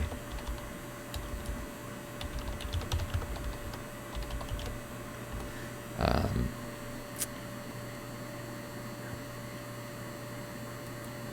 always here to just sort of hang out with people, take some cool pictures, and look at some really spectacular diatoms, or other things. Sometimes we look at bugs, flowers, pollen, phytoliths. Sometimes it's directly work related. Sometimes I'm just kind of hanging out on the SEM with my students. My plan for the upcoming week, if you're wondering what I'm going to be looking at, we'll probably stop looking at the Idaho stuff for a bit until we can get some more material from it. We'll get my student to transfer some material onto SEM stubs. But in the meantime, my other graduate student, or one of my graduate students, Addison, is going to be, I think, joining us on Wednesday with some of her material from Clear Lake, Iowa. And we'll be looking at diatoms for stuff for her actual master's thesis. So she should be here with me, and we'll have hopefully a set of samples from hers that will be looking through the diatoms and looking at whatever's in there. So we can try to characterize those a little bit better for her, so that ultimately when she counts them, her counts can be more accurate, and her analyses then will be more accurate. So just one example of something that we'll be looking at, and I'll probably continue to look at that either on the light microscope or the scanning electron microscope throughout the week. So that's sort of my plan, is to do a little bit of time helping Addie with her master's research and the taxonomy of the diatoms associated with it. And then, so that'll probably be our SEM for Wednesday and maybe our SEM work for Saturday, although Addie may not be here on Saturday with me. And we probably will also do a little bit of time on Friday if I can squeeze some time in with her on the SEM. Some other people are often using the SEM on Friday, so they might be crowding my space. We'll see. But they may or may not be streamed. The ones on Wednesday will. The one on Saturday will. But the Friday, I don't know. So we'll see. That's sort of my plan. And then I think, as I mentioned, Sylvia wants to do some fun game time streams with me and her, looking at either Minecraft or plays some Minecraft and Slime Ranchers, and I just kind of make fun of whatever's happening, and sometimes I take over the controls. But it's mostly to keep her entertained and away from out of my wife's hair for a little while. So what we're looking at is a Gomphonema from Africa. These are the raphy ends that you see right here. Raphy is this sort of slit that runs down the axis of a diatom. And then these are stigma. It has 3, at least. And on the inside, these are slit-shaped. On the outside, they're little holes. And then these things are areolae, just simple areolae with no pore coverings, so no occlusions. And they're in rows that we refer to as stria. Stria is just Latin for stripe. So a raphy is a dividing line, and stigma are just little holes, like the kind that were in the palm of Jesus, basically, or at least that's the way it's depicted, as he's been hung on a cross. So the little holes, basically, we don't know what they do. I mean, I don't know that anybody knows what they do. But I mean, these ones, the stigma, I'm not sure if anybody knows what they're there for. It's a question. Still a bunch of questions about the physiology of diatoms. If you have one stigma, it's called a stigma, and if you have many, it's actually stigmata. It's the plural is different than the singular. But for diatoms, there's some dispute about whether the stigma or stigmata, like what the name should be based on the way that they appear on the inside of a diatom. So it's sort of like a minor question to be resolved as to what we call them. People use different names for them. And I usually just say stigmoid, because it's sort of a challenge to know exactly whether it's a stigma or a stigmoid. Or I just call them all stigmas because they have, they're a little hole. But there's a terminology that is still being sorted for some of it. It's not a great picture because of all the junk on it, so I might skip this one. I heard it, my announcement say that we had a new follower. Thank you for that. I will be around in a second to see what chat's been saying, if anything. I just need to be able to stop and take pictures, and then I can kind of jump over and see I can switch screens and see what the chat's been doing, but it's hard to have both of those open at the same time. So if I had a second screen going, I could do it, but then I have 2 screens I have to pay attention to, and I kind of need all of my focus to get images on the scanning electron microscope in focus. So let's just jump over now to one of these other stubs I'm looking at. The test scan is really nice. Here's that same diatom, giant Gomphonema. And to confirm it, there's the horn on the ends of it. This horn is missing on this end, but this one still has the horn. But that's the same diatom that we were just looking at. And it's a really pretty cockanies that we can stop and take a picture of, I think. Zoom in on this. It's a little out of focus, so we can tweak the focus and get that nice and clean. One of the things about the scanning electron microscope is that we can keep zooming in. It's not limitless, but it sure feels like it sometimes, such that we can get really sharp images, you know, really, really close to an organism. And I like to get a nice sharp image.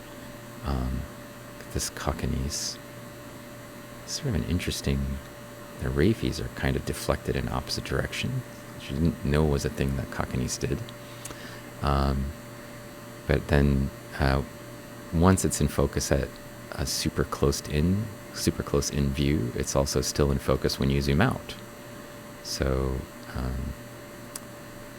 that's sort of a nice benefit, is I can get the focus really sharp, and then as I zoom out, it stays in focus and allows us to get a nice sharp focus from farther away. Another thing that we could do is, we're still sitting a little bit farther away than I'd like to be, so I'm going to zoom in a little, just move the stage up a bit, which allows us to get a little bit closer even. And doing that, of course, took me out of focus because the height changed.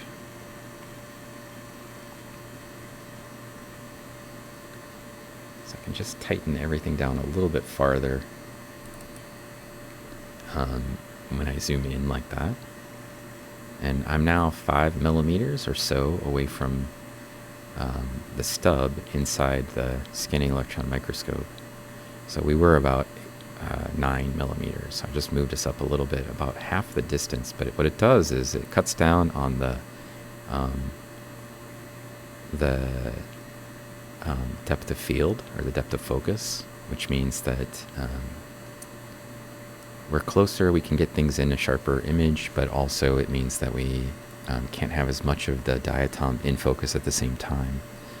But that's okay, because I don't really care about how much of the diatom's out of focus, because this one is basically only a couple of microns deep, and our depth of focus is 6 microns still, so it'll be fine. I can still get the whole diatom in focus at this depth, but then I can get a little bit more detail on the surface, which is what I was hoping for. So it's a really pretty view.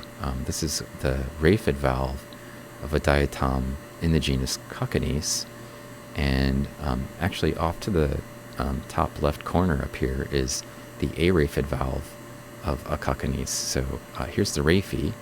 See, it has this like little bump on the surface where the raphy's sticking out at us, or rather in at us. And then over here is a similar diatom. So if we had the whole thing together, we would actually see that the backside would look like this, and the front side looks like this, or the side with a raphy and a side without a raphy.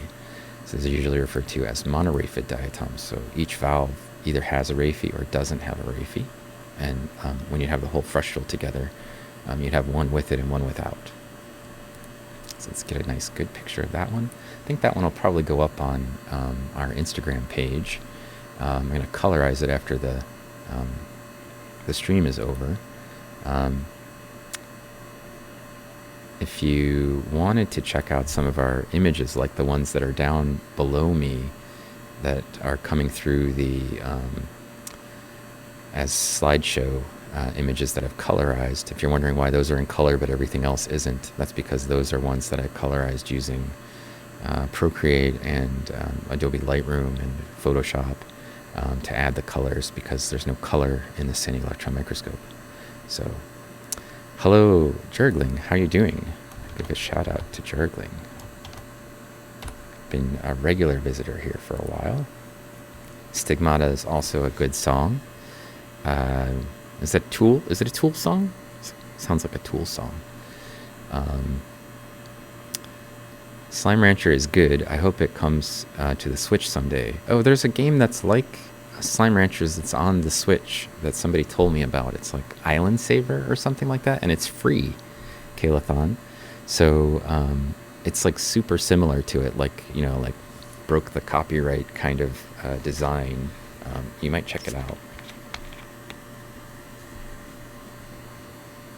Yeah.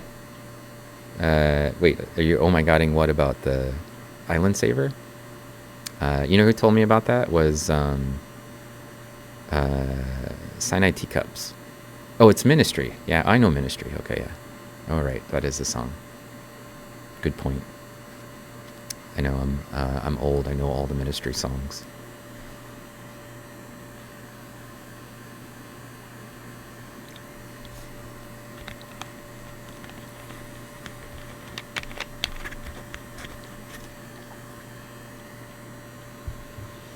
Diatoms look cool with Pacific plankton because they reflect the light. Yeah.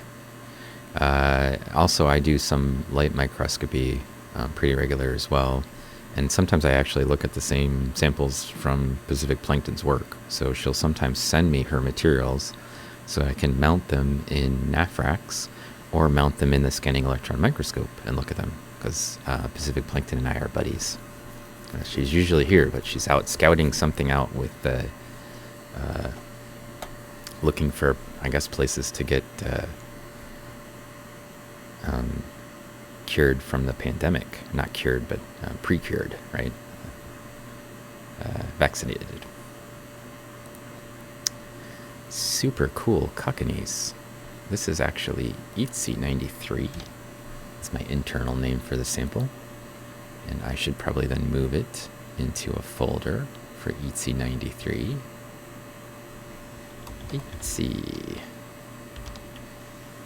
I forgot to do this before when I previously was doing samples from ETC's stuff. And so they're just distributed in among everything else. Horribly. I can move them later, but I've just been lazy about arranging things.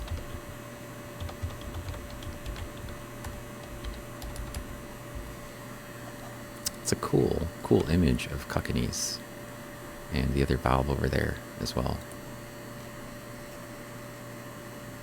You can see a bunch of Cockneys in our field of view. They all have these sort of oval shapes, and this one over here is the counterpart to that one.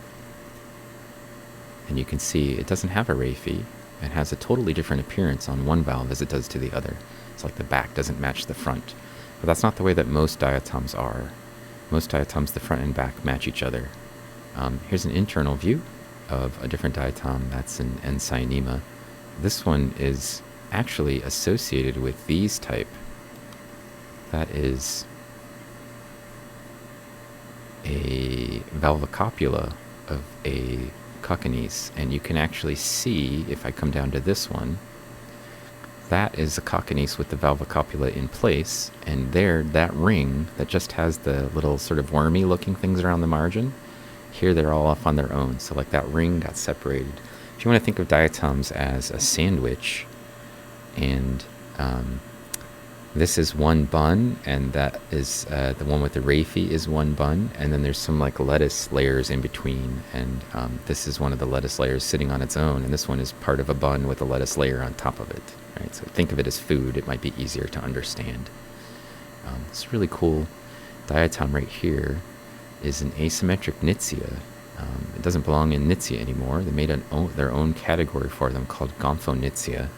And it's a game that diatomists play where they rename things because it has asymmetric. It has a head pole and a foot pole look to it, like Gomphonema does. So they took the word Knitsia, the word Gomphonema, and they basically lumped them together, spoonerized them or whatever, to make a new genus called Gomphonetsia. And then I guess if you had something else that was similar but wasn't the same genus, you could make a Nitsogomphia or Nitsonemia or something like that. You know, like they just sort of mix words together. This is the same one right here. It sort of looks like a tapeworm or something. It's got a head on it that's very distinct, and none of the other Knitsia do that. So it got moved into its own genus. And if we zoom in really close, we can start to see some of the detail on the actual pores for this. I'm hoping I can get it a little bit better focus, but this would be a good time for me to, again, check my stigmation, because this is something that we should be able to resolve with a little bit of work. So we'll start by trying to get the wobble. It does look like it's wobbling again just a little bit, so we're still getting some movement on it. It's going like side to side kind of a bit.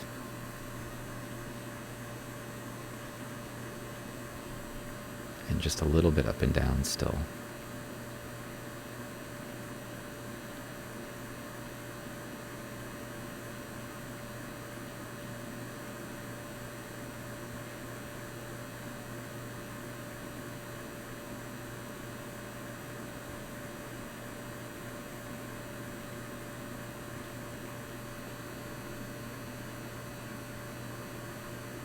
We're in this sort of really touchy, it's not moving very much, but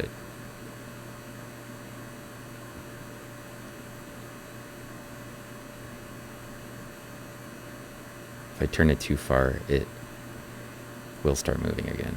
Now it's kind of going back and forth.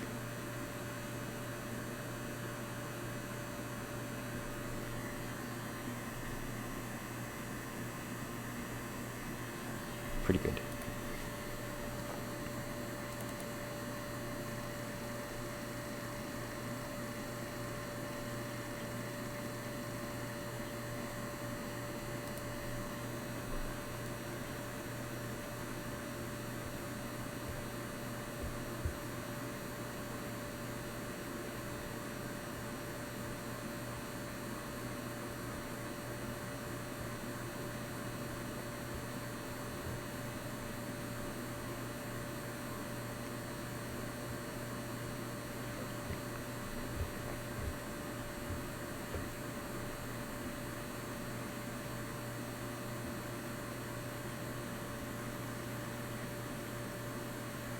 If we want to get any better than that, we actually have to decrease our beam intensity again. There's a pretty good view of that structure, and it's just a little blurred. That's because our entire field of view is 1 micron, so we're at 80,000 times magnification, which is kind of a lot. So if I wanted to get a good view of it, I'd probably have to come out to here, which is a little bit more like 75,000 times magnification, or maybe a little bit less than that even, because it's got a bunch of little tiny skinny pieces on here. So the image is just a little bit still needs to be tweaked, but doing better. Pretty clean. The sample is actually really clean. So hoping we can find some nice, here's one of those long skinny diatoms that we saw last on the other screen. Here's an internal view of our Gompho monster, different Gomphonema monster. We didn't see any internal views on the other screen, but that's okay because they wouldn't have looked that great. And I swear that is an Afrocymbella raffi. So this is what I wanted to show my friend Itzy and see what she thought about that. So this will be a nice perfect view for her.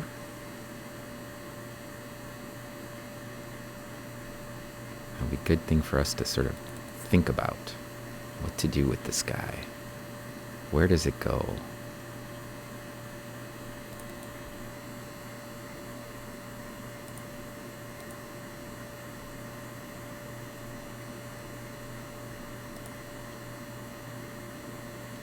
Normally when I go to beam intensity 5, which is where we are right now, and you can see it gets a little bit grainy as it scans over the diatom. And that's because it's moving a little bit slower and it's not collecting quite as much light and or energy, electricity, electrons. But if I switch to beam intensity 5, what I usually do is slow down the beam to an 8. So you can see the difference between them right there, like that grainy texture versus this sort of smoother texture. And what it means is when I take a picture, it actually takes 10 minutes instead of taking 3 minutes.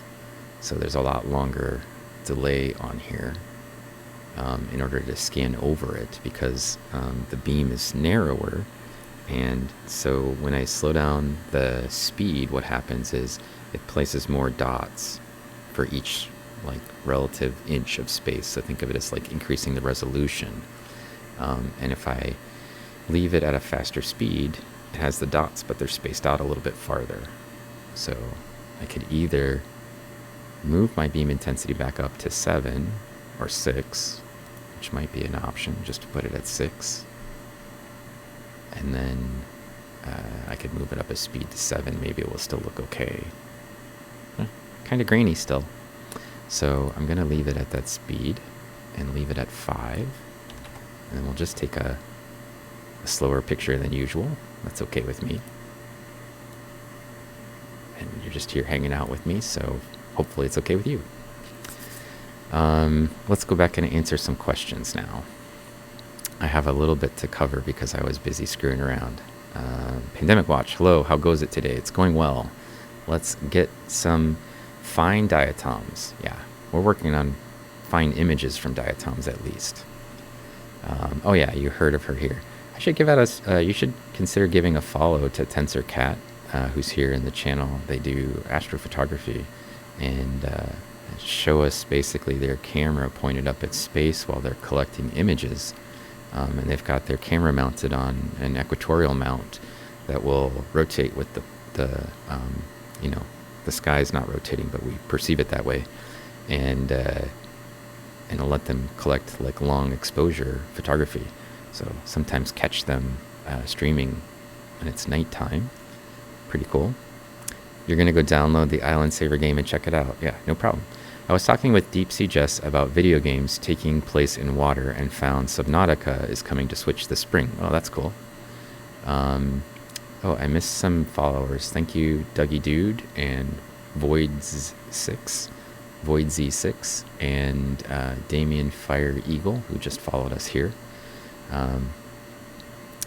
Just to be sure, Jack F93 says diatoms are single-celled, right? And so something like this is an exoskeleton.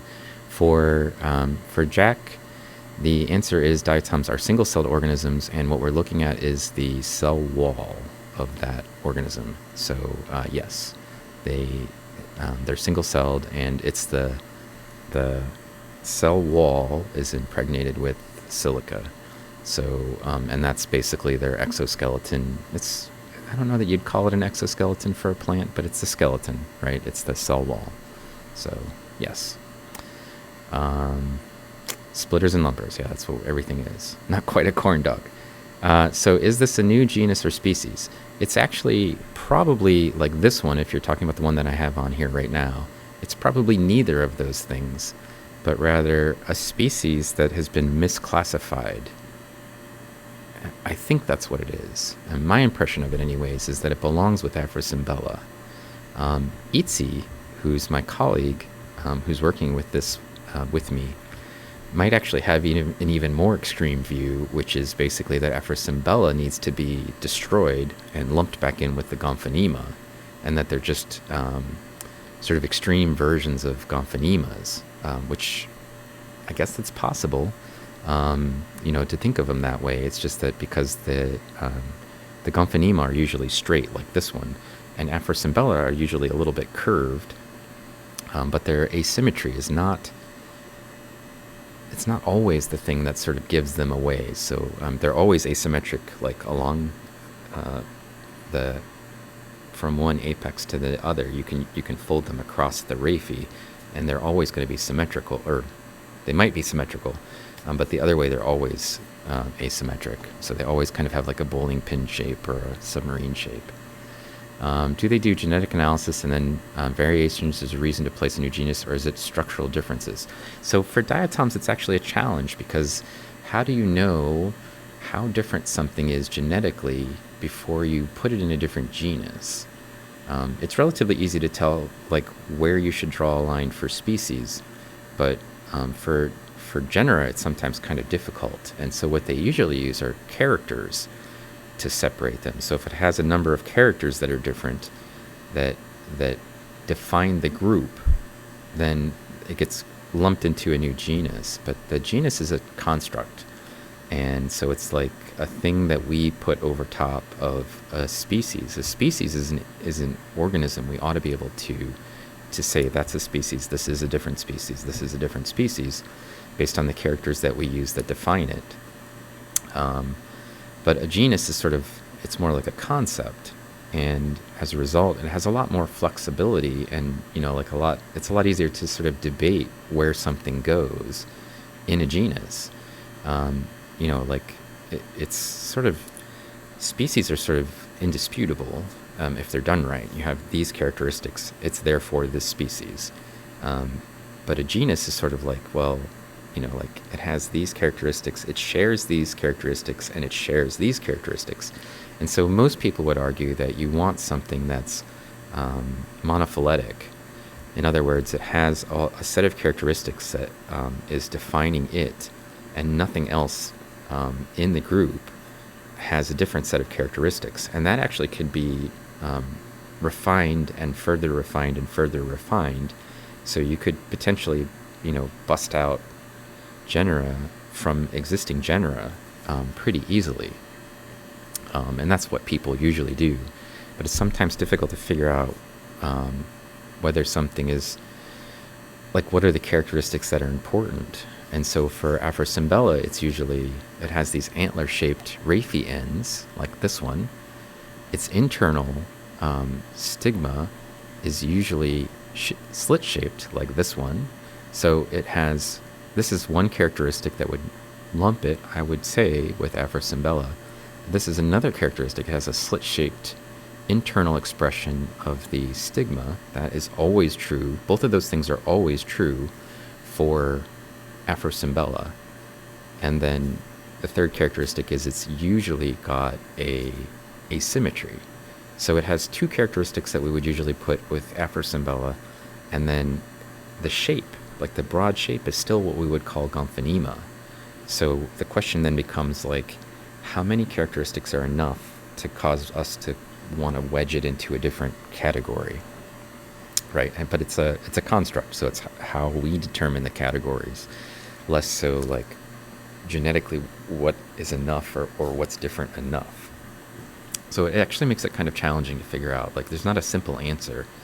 Like, these things definitely belong here, but people try to do that based on differences between species. So, like, enough characters are different, or enough genetic material is enough different from each other.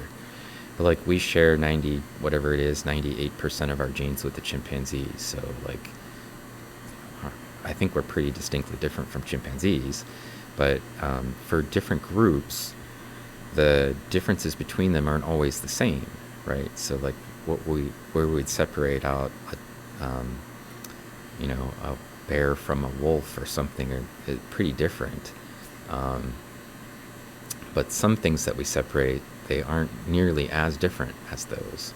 So that creates a problem where you have this discrepancy between the distance between different species and how we divide them. So all of those things are actually a really big challenge. They're outside of my normal realm. I leave that to other people typically.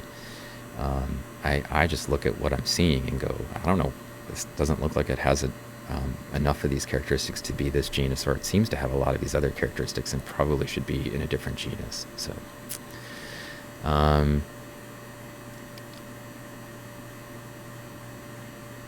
you've never seen it do this oscillatory behavior.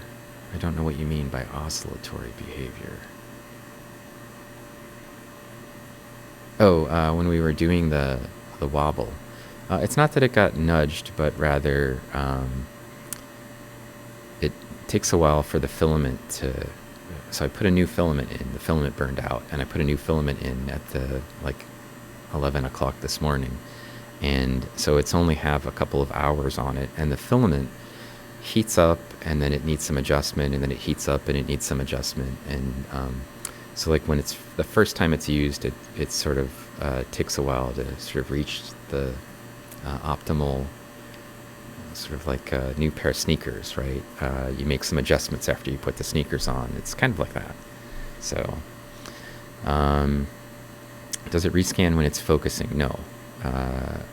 Well, it's always scanning.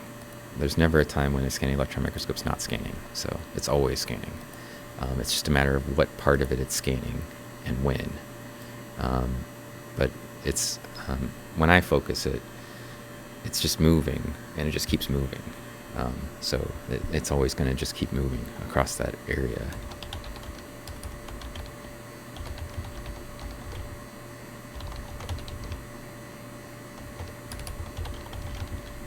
So I'm going to rename this central nodule. And then I'm going to actually probably want to characterize this one a couple of different ways. So even though it's got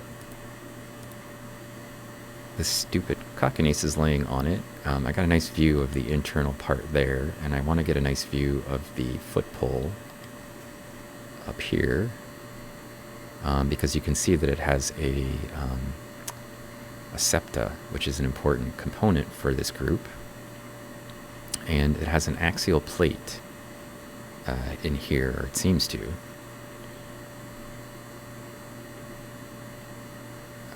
Have one, which are again characteristics that become important for us to try to figure out what's going on. Oh, but I will raise our beam intensity up so we don't have to have a super long wait for it.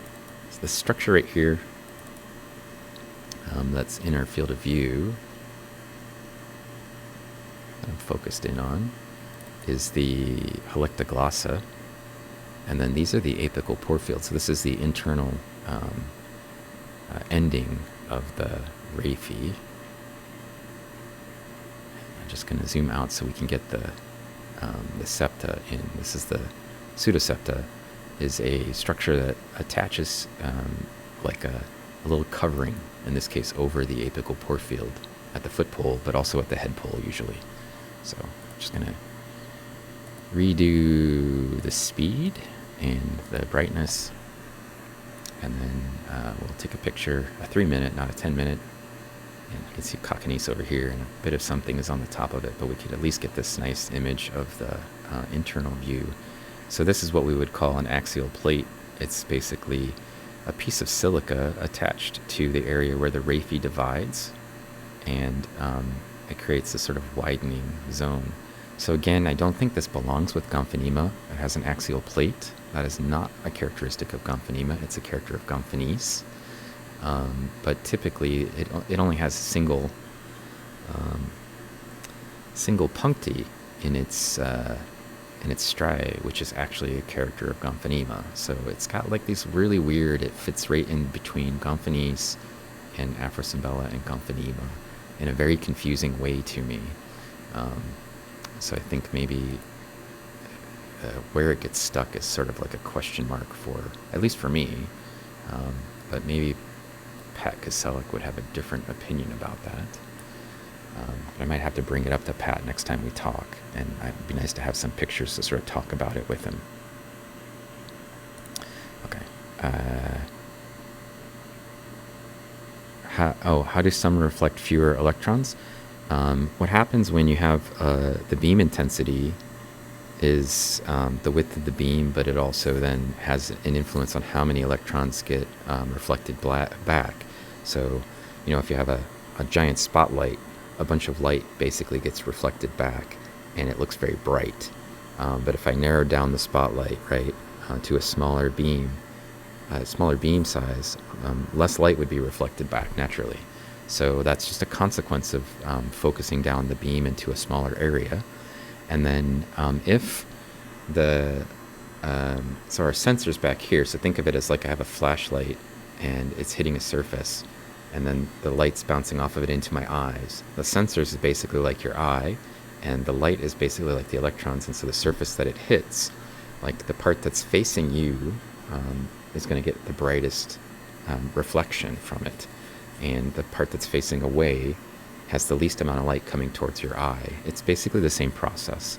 So, we can make adjustments for brightness and contrast to sort of turn up the total sensitivity of that, but it's hard to, at some point it gets sort of difficult. So I could turn the beam intensity all the way down to 1 and have a really, really fine beam, but then the problem is that not much light would be coming back to us. So It's boring, don't talk. Oh, well, okay. You just followed TensorCat. You're going to do it. I'll make people, I'm going to make you talk. Yeah, yeah. Show up into his stream and check it out. Let's see. I like this. Genus is like a set of species based on specific definition, and when it seems suited, we can change the definition and create a split. Yes, that's what it is. So a species is an organism, a genus is a concept, and our concepts can change through time. So we might think of something being belonging to a different genus, and that's what happens when we fight about the characteristics that are important for a genus. So this is a really nice view of the inside of this. I feel like it's working out quite well with our new filament, so I'm happy about that. I'm always a little nervous when I take the machine apart and start tinkering around the insides of it a bit. So this is the internal foot pole.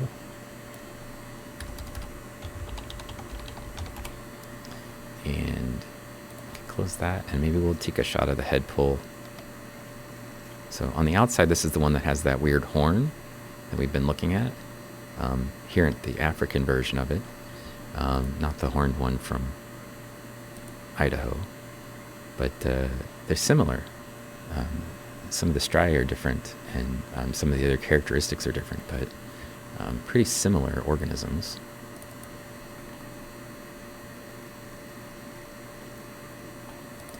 And set the speed and our beam intensity to 7, and then I just take a picture. A lot of the characteristics that we saw on the head pole, we can still see here on at the foot pole. We could see at the head pole. So these sort of rib-like structure called costae that are growing here actually are what define the striae, which is the rows of areolae that we can see here, little rows of holes. The raphes here, it's underneath this piece of a coccinese. And then it comes down and there's a helictoglossa, but there's no apical porefield because we're at the head pole, not the foot pole. And then you can see there's the axial plate, which is this piece between the raphe and the striae. And over here it looks a little bit wider. Here is a little skinnier. So maybe there's some asymmetry associated with the axial plate.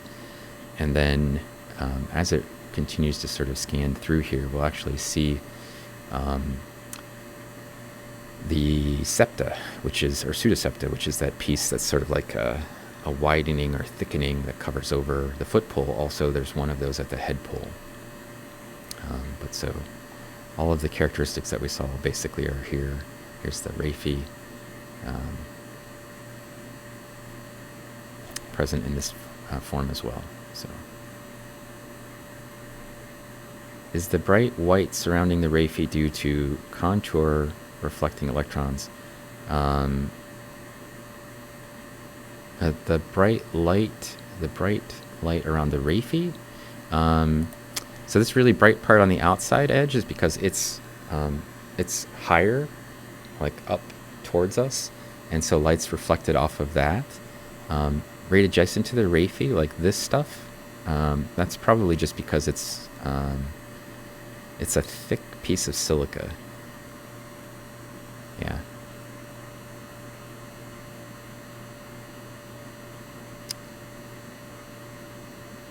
Yeah, if it's the stuff that's on the outside margin, it's because it's cupped outward at us, and that's actually pointed towards the sensor.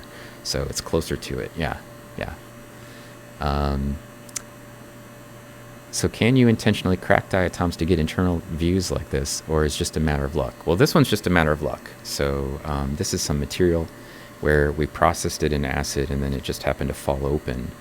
This is actually the problem that I have with the one from Idaho regularly, is though despite it has many of the same characteristics as this one, it actually tends to, the comment lag, sorry about that, that actually has a propensity to fall open more than that other one does. That one actually kind of makes me angry because I can't get it to fall open, but it has to do with probably how the girdle bands are situated and maybe how much organic matter is holding it together.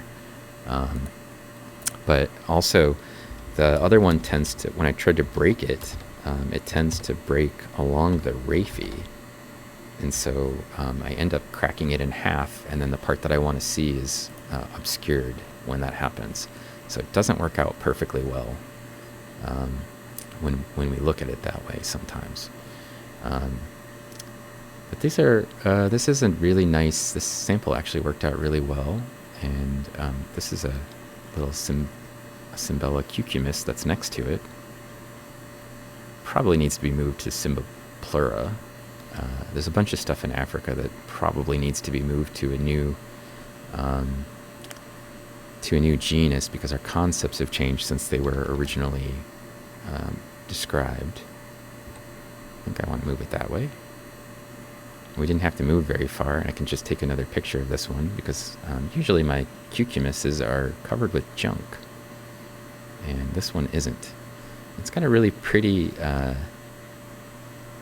so we can kind of zoom in. You can see the raphe ends curl, and the proximal raphe ends are curled, deflected in this case, towards the dorsal margin. So when I zoom out, you'll see what I mean. So this side's sort of a little flatter, and this side's a little bit more hump-shaped. So like a hamburger bun has sort of like one flatter side and one rounder side. And this is what we would call the dorsal margin. This is what we would call the ventral margin. So it's like upside down from a hamburger bun. But the raphes are curled towards the dorsal side. And then you can see the raphe on the terminal raphe ends are really big, and they really hook a long ways around in a kind of a cool way. So it's because we have such a clean view, I just got one little piece of junk on this one. I thought it would be a good thing to image it. This is a Rhopalodi up here. This is a Coccony's like the one we took a picture of before. These are all Coccony's. It's pretty common Cocconysons, like an internal piece of a Epithemia or Rhopalodia back here. You can see the striae are composed of very simple rows, of just simple openings with no obvious coverings over the pores. And the raphe ends are really sort of interesting, kind of spectacular looking on this diatom.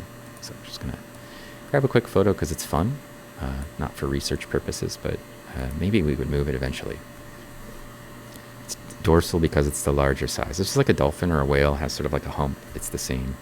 So cucumis, mucus. Yeah, there's a nice clean images. So the sample got rinsed a bunch, and actually the clays got out of it. This one has many species in its genus. Yeah, Cymbella has got a ton of stuff in it, and a lot of it got moved out when it was mostly like this, not so dorsiventral, not so like banana-shaped. Most of those stayed in it, and the ones that were a little bit more like bilateral almost, those tended to get moved into Cymboplura. And the reason that I don't think this probably belongs with Cymbella anymore is that the Cymbella usually have an apical porefield that's really distinct, associated with the valve ends, because they usually attach with apical porefields from either end of the valve. And when you look closely at this one, I don't see them. So we can go zoom in, when we get a chance here, we can zoom into, it does have some sort of a structure that's kind of like an apical porefield back here, but it's like wrapped around it's not on the valve face at all, and it's hard to tell whether it's actually a porefield or not. It's sort of cool in here. It goes from a single row to biseriate striae for a little bit, and then back to a single row, and it only does it like in a little weird zone in here, kind of in the middle. Another weird feature. I don't know. When you start looking at things closely, you start to see the little differences between them. You wouldn't be able to see in a light microscope at all. So it's kind of the power of the scanning electron microscope, is that we can nitpick at these little characteristics, and then this is how our concepts of genera usually change.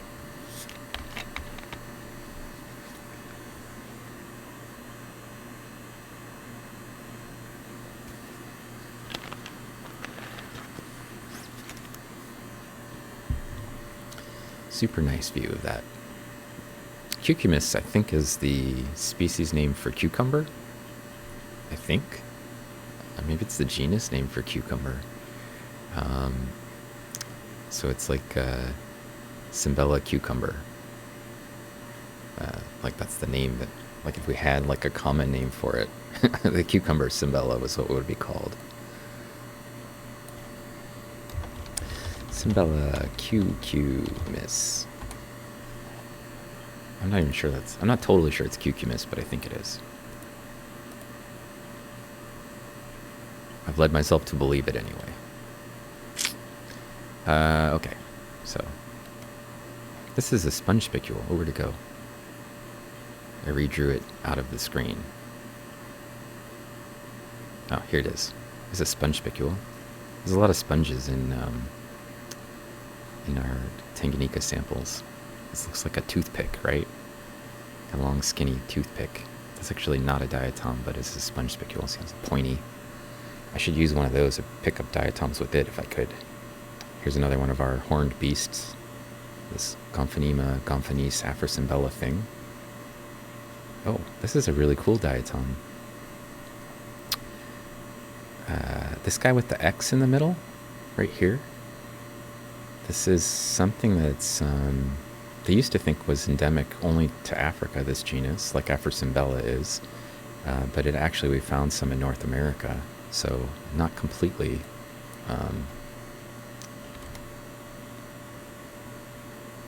Let's try 90. Not quite enough. Let's try 80. So I'm just rotating it around so we can get a good clean shot of it. And I still probably didn't go far enough. Better. This is Capardogramma. And Capardogramma have this X structure right here. Like they're in the X-Men. Right through the middle of them. And really distinct, and it's the only genus that has anything like that. And once you see it, you never unsee it. You see that and go, oh, Capardogramma. Not mistakable for anything else. It's kind of a cool structure. There's similar things that are like solid silica, but not that are this like X. And it looks like a buttress, I guess, in architecture. Right? It's sort of like a buttress, like a flying buttress shape. Except for it's connected, I think it's connected all the way to the bottom, all the way around. And then it has, like the ones that we were just talking about, a pseudosepta. So this whole part has got like a silica sheet over it. Here's the raphe. It's bilaterally symmetric. Really kind of a cool looking diatom though. And one of my favorite ones from Africa, just because they're fun looking. And I think there's something like 4 or 5 Capardogrammas that we've found in Tanganyika. I don't know if all of them have names. My colleague Itzi's been looking at them a little bit to try to figure out if we need to describe some new ones or not from these materials. So, well, that's taking a picture. I can come back and say hi to chat. Say, Grandma. Let's see. Yeah, they have really interesting raphe ends. This is a really great sample. So, yeah, they have trusses. Yeah, exactly. Like a Star Wars window. I think the ghost of my strangely deceased mother-in-law now lives in my 3D printer. Uh-oh. What's it doing? Hopefully it's not writing out bad words to you. Is this whole, or is it split in half? It's split in half. We're looking at the internal view of a Capardogramma. So this is just half of the valve. This is the inside. But the other valve would look identical. It would just be inside to inside shaped, and we'd be seeing the outside. So yeah, yeah, exactly. The updated version of 3D printer instead of something else that is talking to you. We'll look around and see if we can find the external view of this somewhere. It'll just look like a navicula from the outside, but we might be able to see a little bit of that X through, because the scanning electron microscope kind of penetrates the outside of the skeleton a little bit, and the solid part where it's connected should leave an X on the valve face. So on the other side of it as well. So we can scan around and see if we can find a cartogramma from the outside. But you can see this one's got a little bit of junk in it. That's silica junk from somebody's girdle band, maybe this organism's girdle band. But the raphe comes right through here, and then this is the at the top and also at the bottom. That's the pseudosepta.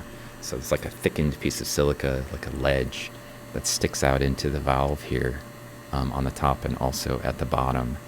So otherwise looks kind of like a canoe or something with trusses. There's a cool book that looks at the architecture of buildings and then compares it to the architecture of diatoms. I don't remember what that one was called, but sort of looks at those directly and tries to make comparisons between the structures that diatoms have and things we accidentally mimicked without realizing it in our own structural, because they do such a great job of fortifying shapes and allowing them to be supported. So kind of like a cool, conceptually a cool idea. So this is a cartogramma, and internal.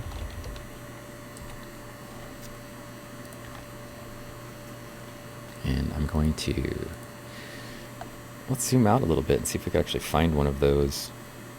Here's our monster, another internal view, a nice internal view. So you can see it has kind of like pinched ends. We ought to be able to pick it out if we zoom around a little bit. And there's another one. We should be able to pick it out at this size or a little bit farther away. Toothpick.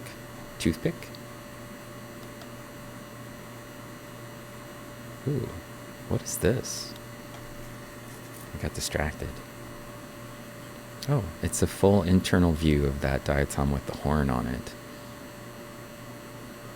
Oh, no, it isn't. Is it? I don't think it's the same one.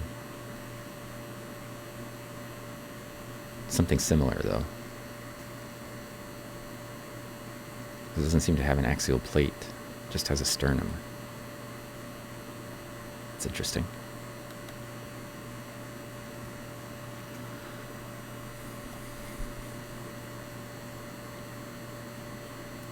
It's a nice view of that. I might come back after the stream is over and take some more pictures in this sample.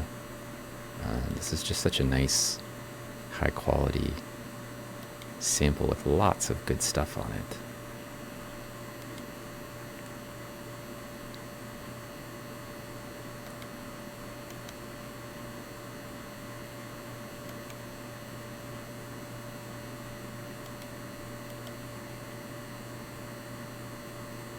There's another one.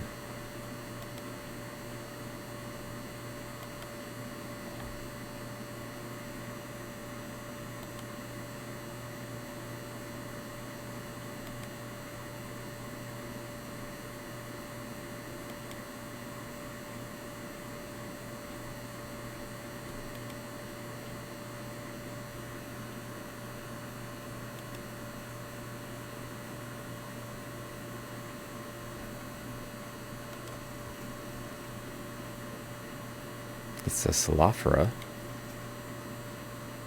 It's got a little crack in it, but otherwise is pretty good looking. That's another one of those diatoms. Skinny Gomphonema.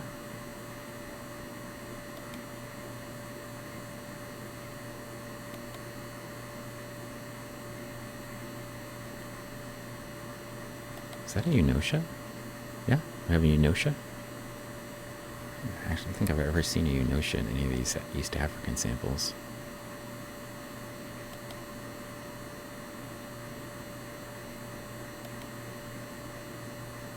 From this side, I should say.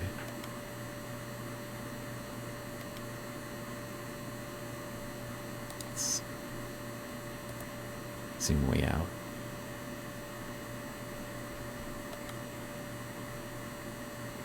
There's a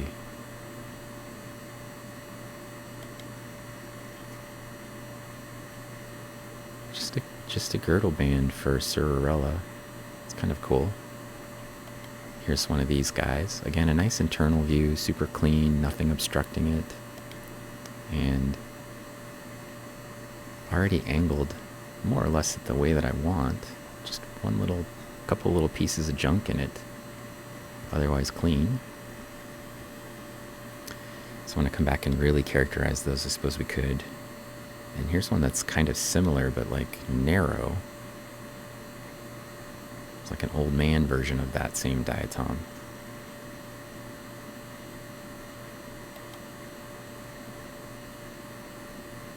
It's a Nidium.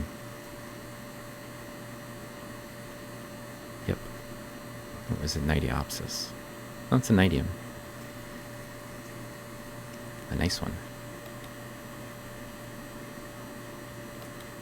I've not seen a ton of the Afrosymbella that I was hoping to find in here, but I found some other cool stuff, so I guess I call that a win. Maybe when I jump over to the other stub, which I'm going to do here in a second, we'll see some other thing. This Afrosymbella, this is a Epithemia, I think Fricki, or something close to it. I have really interesting pores if I could get it in focus. Oops, there they are. It's all like clover leaf sort of shapes to them. Right? Kind of neat. I like to get a nice close-up shot with all those weird little clover leaf shapes. Just, that's a little too close. That's, that was like 200,000 times magnification, so it's a little blurry. If we wanted to, we could probably get these, though. Now we're at 30,000 times magnification. Let's take it back out to like 100,000 times.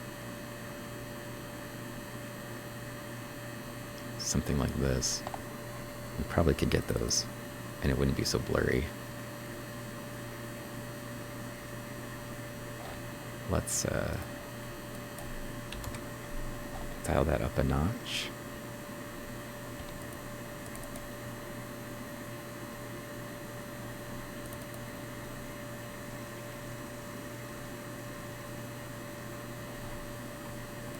It's good for me to try to push it a little bit and also to try to get the stigmation perfect. Because I see it's drifted a little again. It's just making little micro adjustments to the filament after.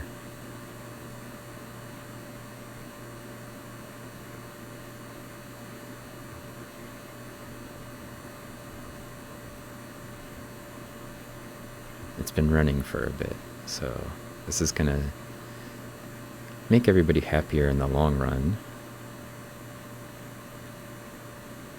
To have this sort of hammer down.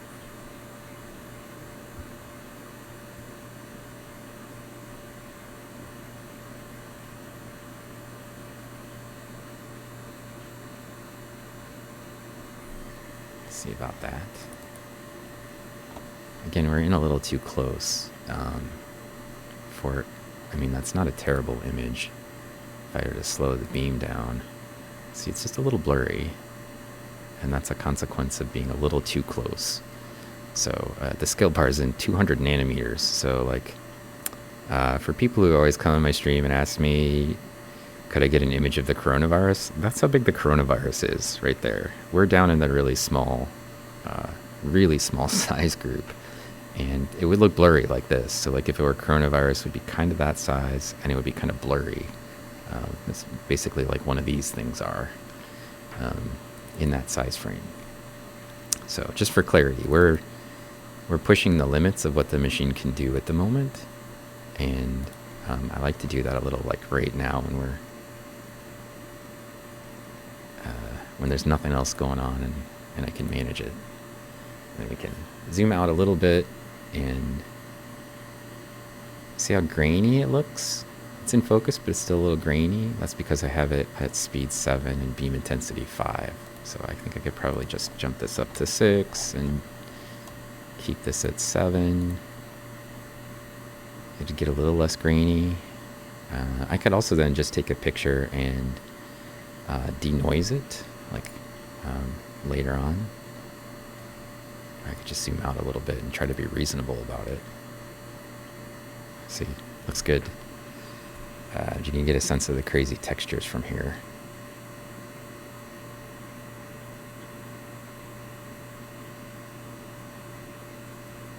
Beam intensity 6 still looks a little grainy, but the picture is nice and clean. Could be a little darker though.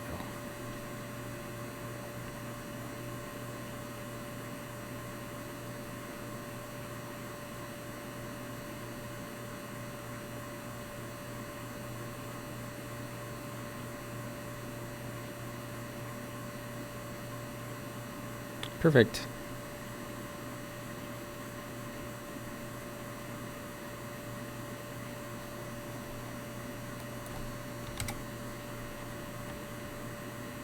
You see the difference between 6 and 7 is just how dark it is, but also a little bit of how grainy it is.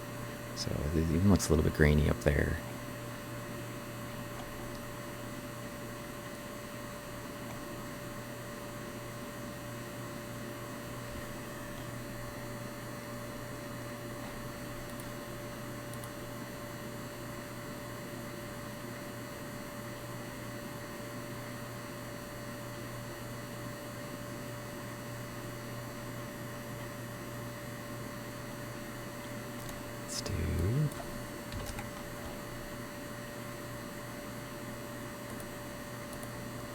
Picture, a little less grainy, good, and I'll just take that so we can get this sort of high resolution image out, and I can come back and see what's going on.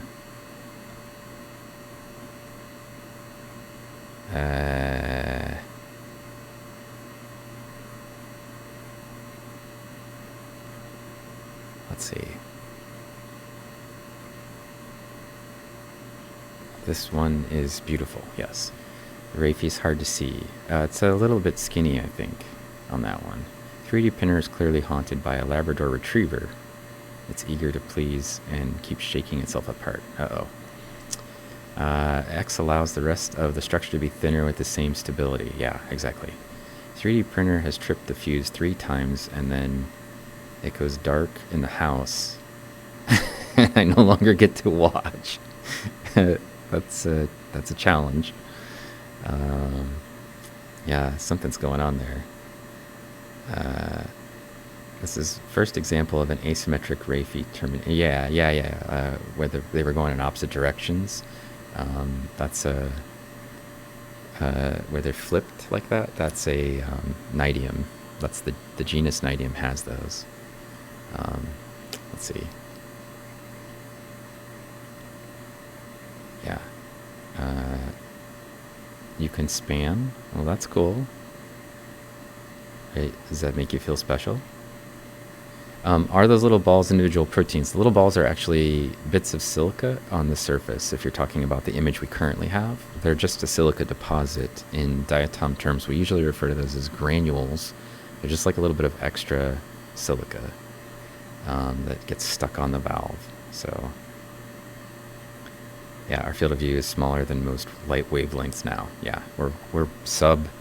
When we were zoomed in, and it was the scale bar was 200 nanometers, and light wavelengths are like what 400 to 700, right? So, what are we scanning? These are diatoms.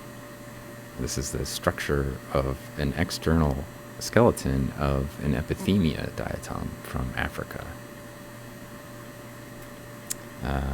Does it calculate a contrast correction? When I tell it to, it does. Otherwise, it leaves it alone. So,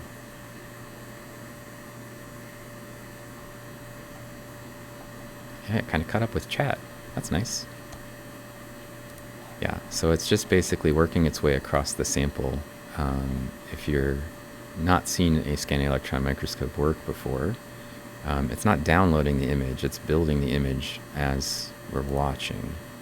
So I I can do this and show you what it looks like inside the scanning electron microscope. It doesn't use light, it uses electrons. And this cone-shaped thing that's at the top is beaming down a electron beam onto the stub here in the back. The electrons are then bouncing off of the stub and being collected by this thing back here that looks like a sewer drain that's occluded by this this other beam producing or collecting device. But it's this sort of half circle that you can see right here. It's actually a full circle. It looks like a sewer drain, basically. And the electrons go flowing towards that because it has a positive charged element on the front end of it, and then a tool that lights up when electrons hit it. And the more electrons hit it, the brighter it gets. So that's what's actually sort of going on. And what we're looking at is so small, you can't, these are just little metal stubs that they are attached to. So I'm going to grab one of them for you here. Oops. Let's see. If I do this, you can see me. And I'm just going to hold one of these up. So the little stub inside the machine was this big, right? So to give you a sense of roughly how big they are. And we're looking at the top of it, which has a dimension of about 10, a little less than 10 millimeters across. And we are looking at stuff that is very, very small. The image that we're collecting right here is the magnification that we're at is about 67,000 times the size of whatever it was. So it's normal size, right? And our field of view from one side to the other is about 5 microns right now. So like the whole field of view is about 5 microns. And it's sort of like light and dark bands that you can see. Like there's sort of a light and dark sort of grid to these. And that's because these things right here have a piece of silica underneath them.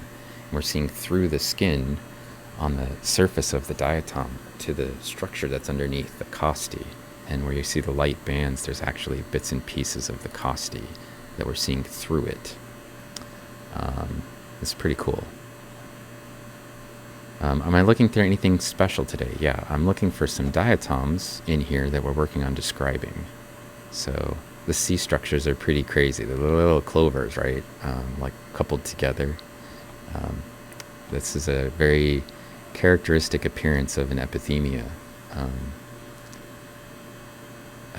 areolae. So for District 10, the little globules are called granules, and they're just bits of silica, that the extra silica that the diatom had, and it stuck it on its skeleton. It's like blebs of extra silica. In some cases, they could be, if the diatoms get a little dissolved, sometimes you see a similar structure, like little blebs of silica. But I think in this case, they're actually added to the surface, expanding out from it. So I have actually, 7 samples in a carousel in their Pandemic Watch, and I can click on whichever one I want. How big is the microscope? So we talked about this a little bit earlier, and the microscope is built into a desk that the desk is like as wide as my arms, about 6 feet across, and the height of the SEM, which is over here, is maybe twice the size of a computer. So the column is basically the size of 2 computer cases sort of stacked on top of each other,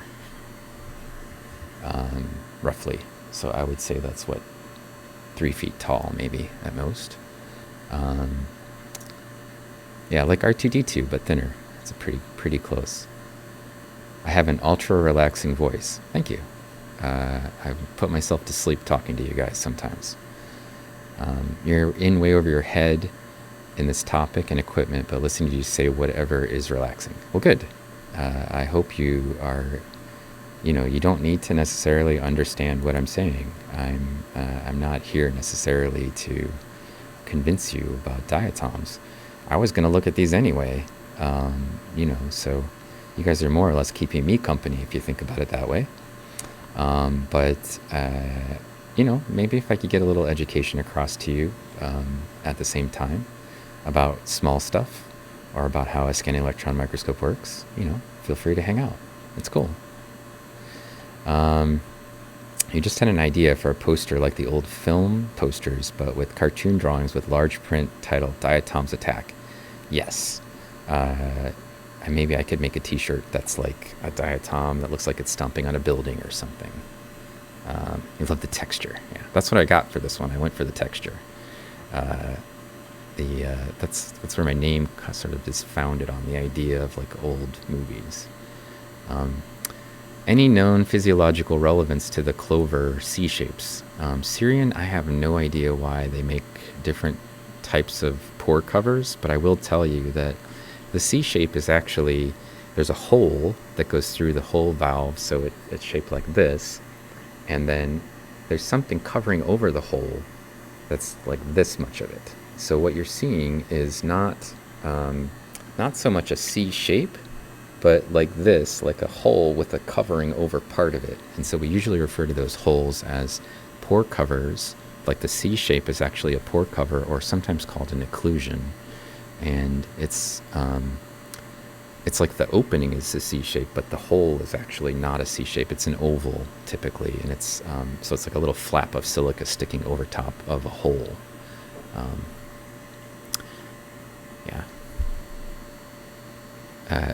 It said don't sweat the small stuff, but it's all small stuff. It is in here, for sure.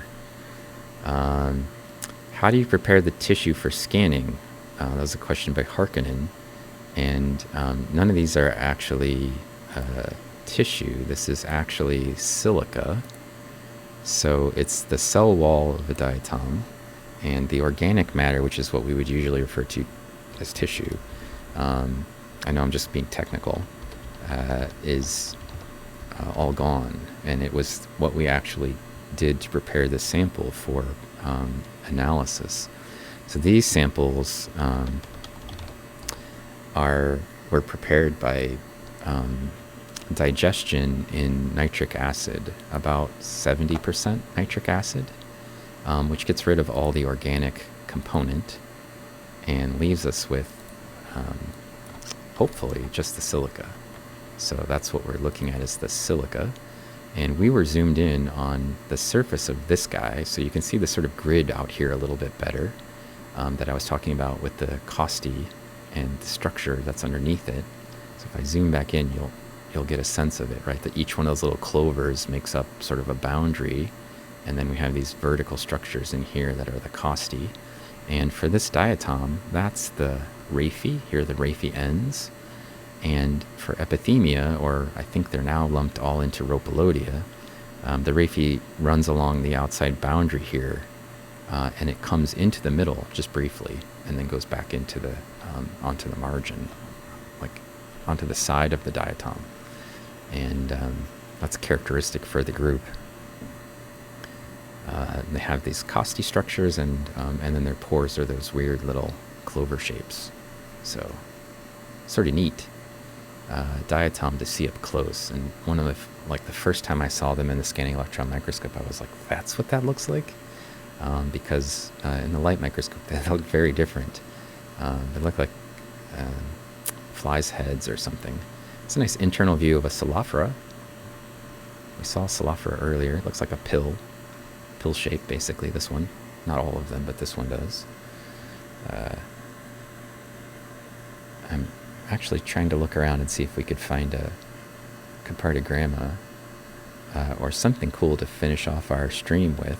I did not find any of the real Afrosimbellas that I was looking for yet.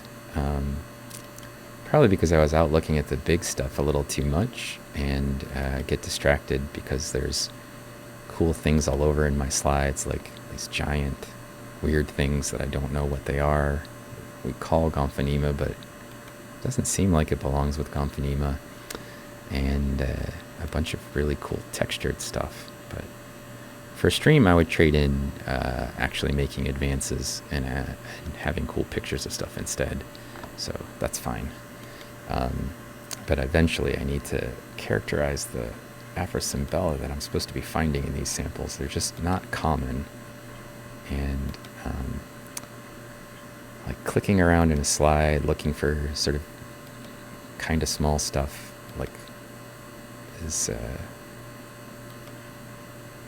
maybe doesn't make for the most exciting streams all the time. So I'm kind of like stopping to image some of the other things that we see that are kind of neat. And I'm okay with that. I can make other time to get work done. A little tiny placanese. A lemon-shaped diatom. And all diatoms start to look more like food the hungrier I get. As I mentioned, I haven't had breakfast or lunch yet. So expect me to think of them as more food-like in the next 20 minutes or 10 minutes or however long I go.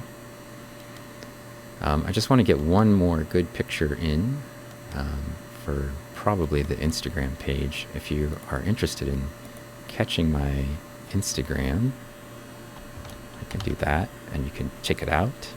I do a lot of, oh, there's a cool one. We can zoom in on this guy that looks like a peanut. This is some Metapleura under the old scheme of its name. It's now been moved to Cerulella. But look at that cool structure on the outside of it. Whoa! And also, is that a spine? These things sometimes have weird little spines on the ends of them. Whoa! What a cool one! Super cool structure on the outside of it.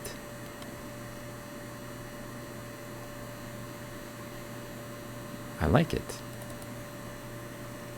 Oh, what a gorgeous diatom. And it gets better because I'm at beam intensity 10. I can make it look even better. That was like the crummiest version of it, which is still pretty awesome. And this looks like a good thing to end my stream with. I might do one picture up close like this with this crazy whatever is going on the outside of this thing. And then one where we zoom out and take a picture of the whole shebang with this network of crisscrossing lines on it. Oh, it's so fascinating, confusing looking. Because it's got like a wavy, undulated surface and then this like network of nodes. It's like somebody drew a picture of the internet from like an insane asylum. That's what craziness.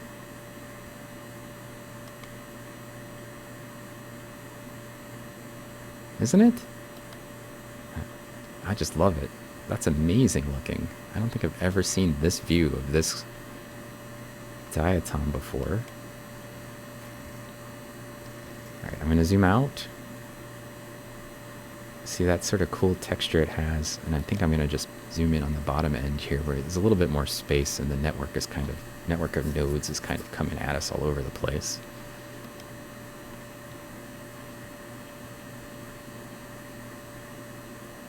And maybe just a little bit more of the diatom in my field of view and a little less of the margin. And then we'll slow the beam down.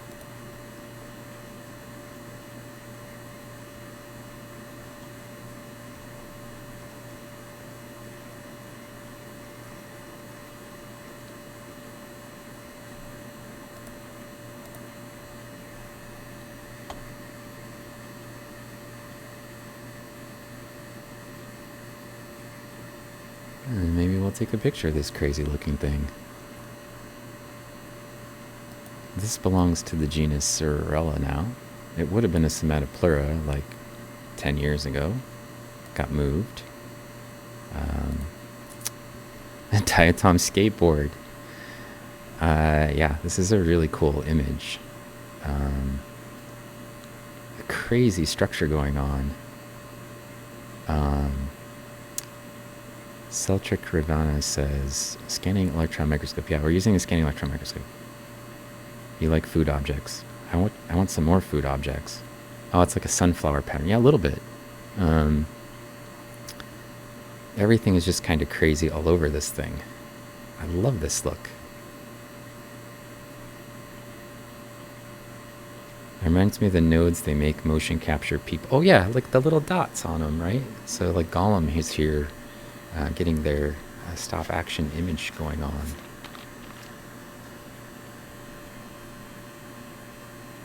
More of a pea pod than a peanut. Like a circus peanut or a snow pea, yeah.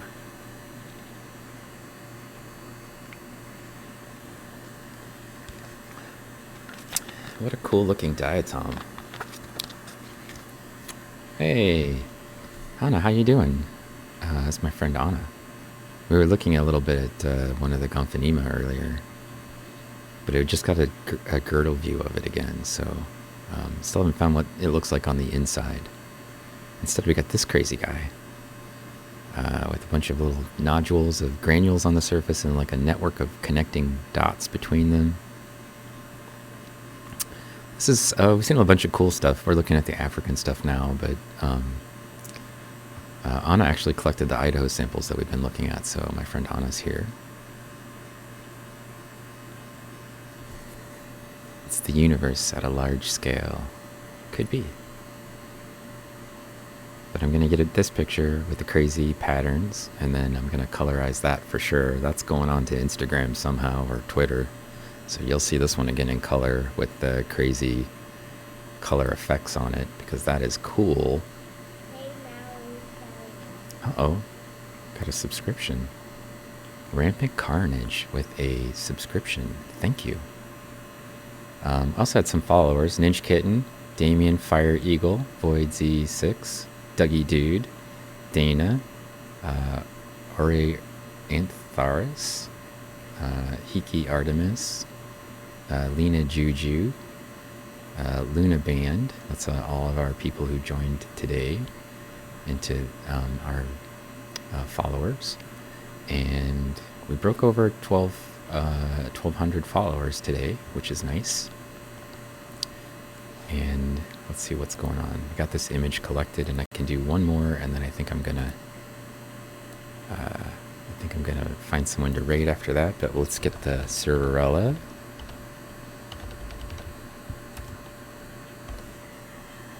With the cool texture with the whole valve. So we'll zoom out and look at the whole thing. Crazy little snow pea that it is. And step one will be rotating, too far. Rotating it around so that it's perfect for our field of view. Is close enough. And then I'm going to get this focal height right. Got messed up when I rotated it. And then just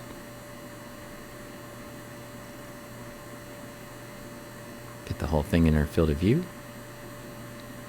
And in order to capture this the best that I can, I think probably what I'm going to do is set the beam intensity to 5 and make my speed 8, change my auto brightness and contrast to brighten it a little bit, and then I'm going to snap a 10-minute photo, and I'll do a little bit of sort of a closing bit while I work on finding us somebody to raid. Just want to make sure that let's see, I can set this to something faster and then slower so it's not too bright, right? Looks good. I think it's going to be sharp. 8, 5. Snap the photo. And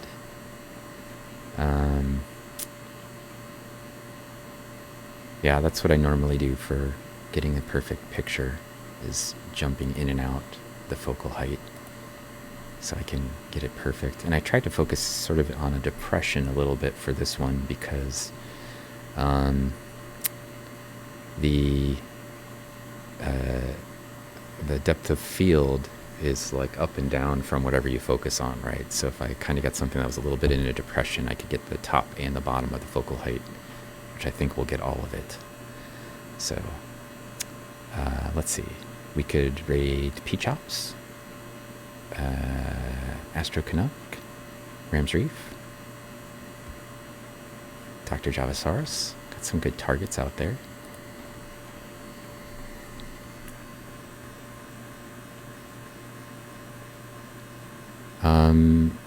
Celtic Ravenna said, I followed you after a discussion on Pacific plankton stream. I have a quick question. Do you need warmer weather to go collect decent samples from local lakes and streams, or summer, winter doesn't matter? The answer to that is that diatoms don't usually care about temperature very much. So for diatoms, it doesn't matter really, but it does matter on some level because you get different species in the winter, spring, summer, fall. So like depending on what you're trying to collect, it might matter. But it doesn't matter with respect to like you won't be able to find diatoms because it's cold. That's not going to happen. There will be diatoms out in the cold weather. They'll just be different diatoms. But it's a little bit harder to collect them in the winter time than it is in like the summer or the spring because it's cold and icy. So I will probably end up baking you cookies if you find me samples that have the species in it. If neither of us find anything, then we both lose and nobody gets any cookies, Anna. So, you know, that'll be okay. You just have to tell me what kind of cookies you want.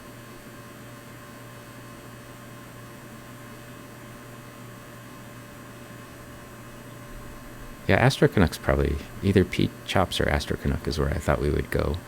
Either one of those is fine. Oh, how about we both cookies? We make cookies for ourselves as consolation for the fact that we didn't find it. You predict there will be cookies. Well, I'm hoping Anna's can get out and sample it again and find us some of the Gompho monsters and Gomphonese with the horns. So. I was also told to put a small chunk of moss in a container and that they will live there for quite a long time. True or false? Diatoms can live in containers for a while. I don't know about... Are you talking about the moss or are you talking about diatoms? Diatoms can live, you know, like if you keep it kind of cold and put it in the sun, they can live in those containers for a while of any kind. There's still some diatoms living in the samples that were sent me 2 weeks ago, and I've kept them basically in my backpack. Yeah, anything you get in the sample. So the problem is that you'll lose probably the zooplankton first. So if you're looking for like copepods and daphnia, those might actually not live if you don't have a good stable ecosystem. Something that would have sort of a combination of things that they could eat and that could generate oxygen, and you probably need to let the sample breathe a little bit. You know, you're making like an environment for them to live in.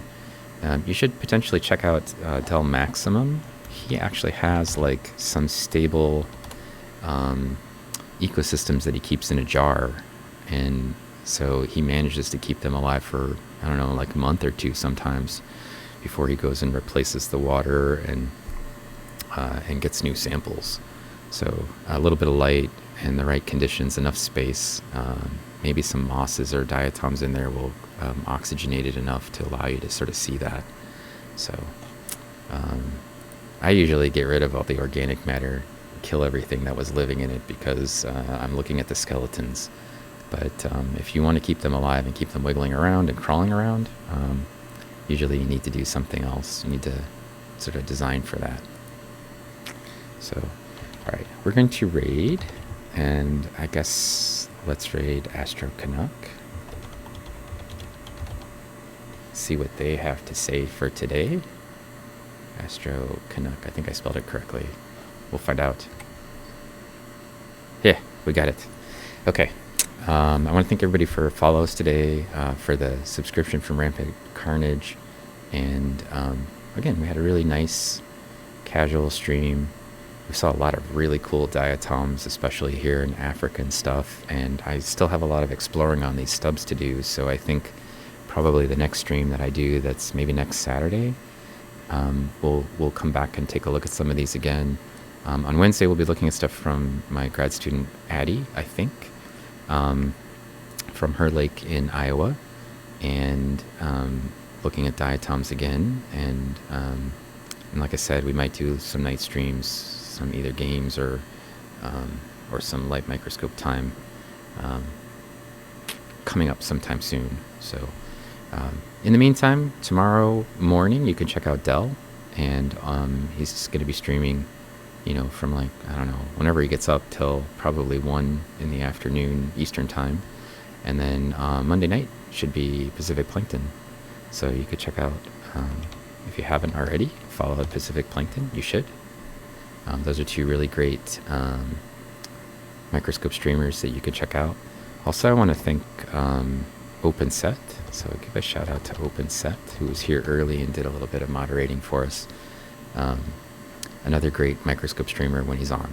All right, we're taking off.